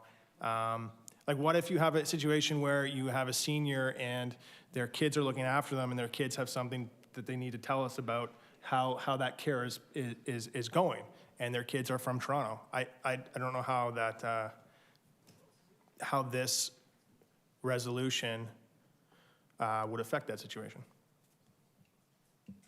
I don't know if that's a statement, question, but there's a few questions in there. There was a comment and some rhetorical questions, I think, as well. The one thing I will point out, and it's important to recognize this, we do overrule our procedural bylaw from time to time when we think that there's an important reason to overrule it. That opportunity still exists here. So if we change our bylaw to have the rule being that you need to have some connection to Niagara, then we can still overrule that in cases where we feel like there's a necessity, given the specific examples that you had tossed out there. So that option does exist. All right, that's good to know. And then through the mayor, my other question would be, in the past, have we required visitors from outside to be accompanied by someone from St. Catharines? Someone had mentioned that to me, that in the past, before virtual delegations, often experts from outside the region were invited by a resident, and then we heard from them together. That's not a thing. I'm going to look to the clerk, but I don't remember anybody ever being accompanied by a resident to fulfill any sort I of... thought it was kind of strange. Yeah, through the mayor, I'd say that this is more of a very recent kind of phenomenon. And to your earlier question about asking if other municipalities have rules about this, I think haven't seen any. This is very new, and it's new to the world just because there are electronic delegations now. I think previously, if someone was showing up in council chambers, you were aware that they were at least close enough Niagara to come in. But now we do allow delegations electronically. Previously, we didn't necessarily ask where people were delegating from, and that we wouldn't have required them to be accompanied by anybody else, no. Yeah, thanks. I don't feel comfortable enough voting for this. I'd have to see, I'd want to see other options and how other municipalities are dealing with issues we've faced before saying yes to something like this. Thanks. Councillor Williamson, followed by Councillor Miller. Thank you. I think Councillor Ratzlaff puts forward some important questions that needs to be answered, which I know somebody else might be interested in doing this as well. Sorry, I'm going to make a referral to staff on this for a report. So, motion to refer, non-debatable. Let's see those arms nice and tall, folks. All those in favor of a referral? Opposed? Councillor McPherson is noted opposed. All right, so the referral carries, and that will come back to us at a later date. Call for notice of motion. I don't believe we have anything, but I do have one notice of motion, just that there will be a motion coming at the March 20th meeting with respect to the short-term rentals, a collection of the municipal accommodation tax, and a push to centralize that collection to make it easier for municipalities, for the short-term rental organizations. So it'll be coming. I just need to work out the details with staff. Okay, so notice of motion of that. Report requests. Oh, Councillor Townsend, do you have a notice? Okay.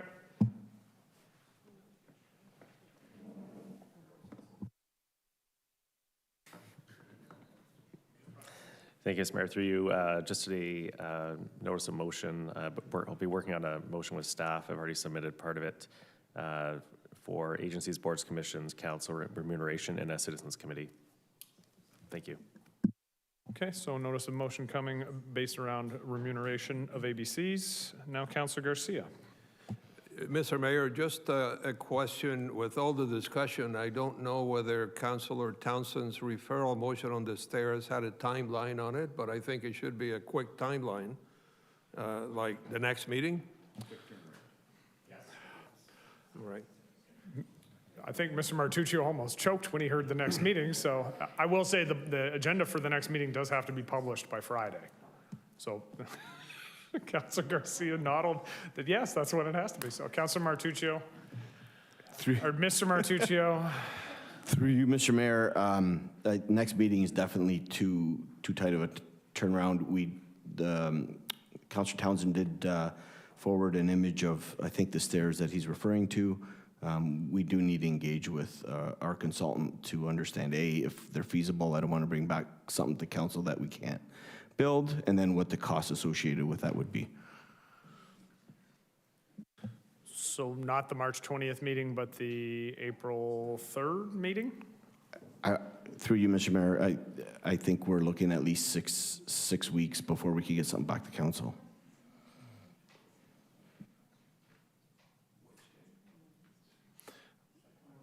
Would it help if it was a supplementary memo to the report as opposed to a whole brand-new report? To you, Mr. Mayor, I would look to the clerk to see if we could do that. It would definitely make it a lot easier. Through the mayor, sorry, I'm going to kind of contradict the director here. Whether it's in a memo format or report format, I believe what's going to take the time here is the staff research to make sure that council's receiving information and make an informed decision. So that's what should drive the timeline, not the format.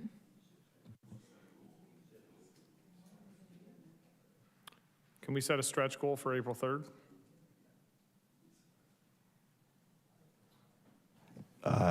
Through you, Mr. Mayor, staff will do our best to get a report back for that date. Mr. CAO? Through you, Mr. Mayor, if we're trying to expedite, it's a function of our consultant and the time they can bring it back. But if council's willing to waive some of the advanced timing of getting a report, we can try to push the report as soon as we can. Councilor Garcia looks to be agreeing that we can waive some of the advanced timing to expedite this. Absolutely, but I can't understand why it would take very long since the director has already given us a detailed estimate. It sounds to me like it has to do with going back to the consultant as opposed to the staff's timeline. But if we can deal with the diminished timeline on getting the report, then I think we can get it back quicker. Councilor Dodge, you were waving at me, so I'm going to ask if we could turn Councilor Dodge's mic on. Thank you. So you didn't let me ask this question before, but I'm going to ask it now, just for clarification. Do the stairs need to be removed, or can they just be not decommissioned, but stabilized at the top where they said that they found the issue? Through you, Mr. Mayor, the recommendation or the repair that was identified in the report was to put proper foundation under the top of the stairs where they were identified to not be bearing on anything. So if we did that, then they don't actually all have to be replaced, it's just a foundation at the top? Through you, Mr. Mayor, that's correct. That's what the $60,000 repair was for. So then if we don't have to replace them, why are we getting the staff to look into the wooden staircase? Okay, so now we're getting into a debate, a further debate, when there's been a referral motion that's been duly passed. Okay, so we have April 3rd as an identified timeline for this report. Report requests. Councilor Garcia, you had a request with respect to volunteer.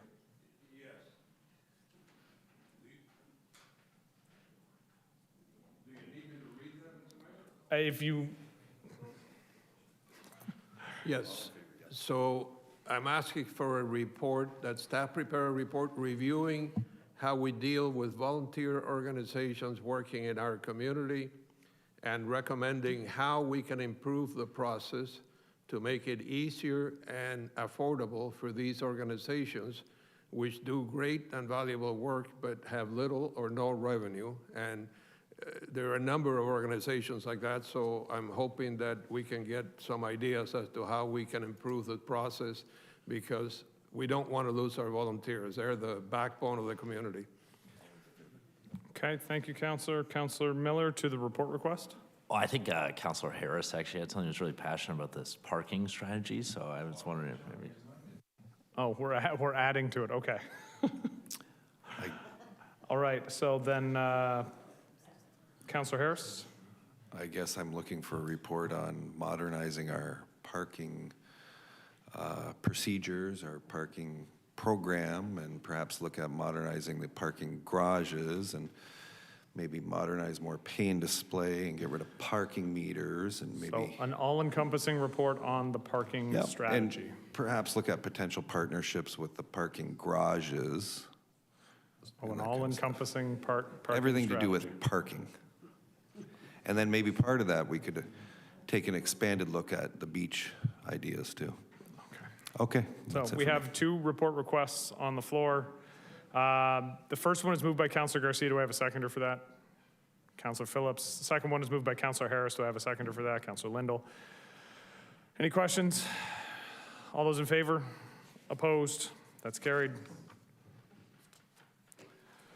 There are no committee and task force minutes. Closed session. I'll look to the clerk to go to the reasons for going in closed. So today, council, we're looking for a motion to go into closed session for item number 1, which is legal and clerk services, Regional Municipality of Waterloo versus persons unknown, and to be ascertained 2023 Ontario SC 670 implications to the city. Closed session pursuant to Municipal Act Section 2392F, advice that is subject to solicitor-client privilege, including communications necessary for that purpose.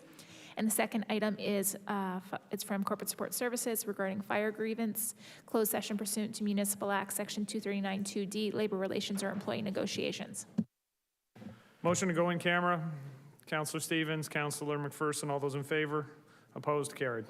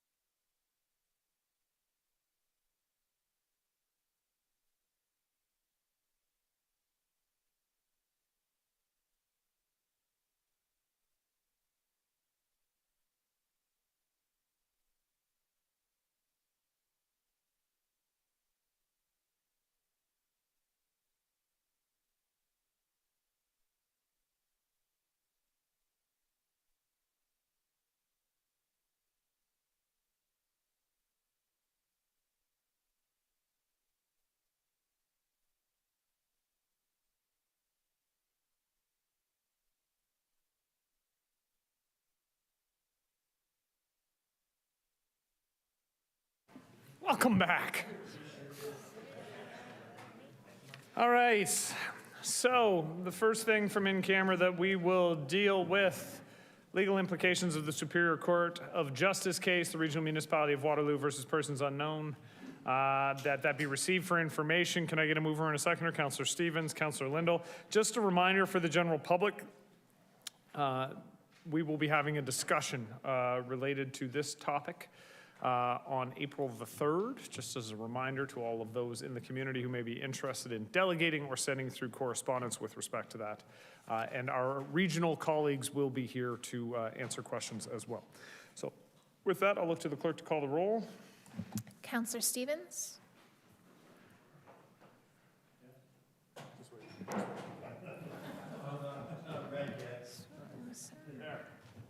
Councillor Stevens? Yes?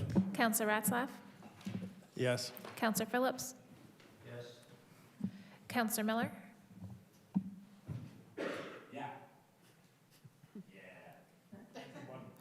Yes. Councillor McPherson? Yes. Councillor Lindell? Yes. Councillor Garcia? Yes. Councillor Dodge? Yes. Councillor Kushner? Councillor Townsend? Yes. And Mayor Cisco? Yes. That's carried. 15.2, Corporate Support Services, Human Resources, Fire Grievance 2022-02. Can I get a mover and a seconder? Councillor Kushner, Councillor Townsend. And I'll look to the clerk to call the roll. Councillor Kushner? Yes. Councillor Townsend? Yes. Councillor Miller? Yeah. Councillor McPherson? Yes. Councillor Lindell? Yes. Councillor Garcia? Yes. Councillor Dodge? Yes. Councillor Phillips? Yes. Councillor Ratzlaff? Yes. Councillor Stevens? Yes. And Mayor Cisco? Indeed. That's carried. All right, bylaws. The bylaws listed on the council agenda as A all the way to B be read a first time, considered and passed, and that they be signed and executed by the mayor and the clerk. Mover and a seconder, Councillor Dodge, Councillor Lindell. All those in favor? Opposed? That's carried. And finally, that there being no further items of business, this meeting be adjourned. Mover, Councillor Kushner, seconder, Councillor Stevens. All those in favor? Opposed? Pitter patter, let's get at her.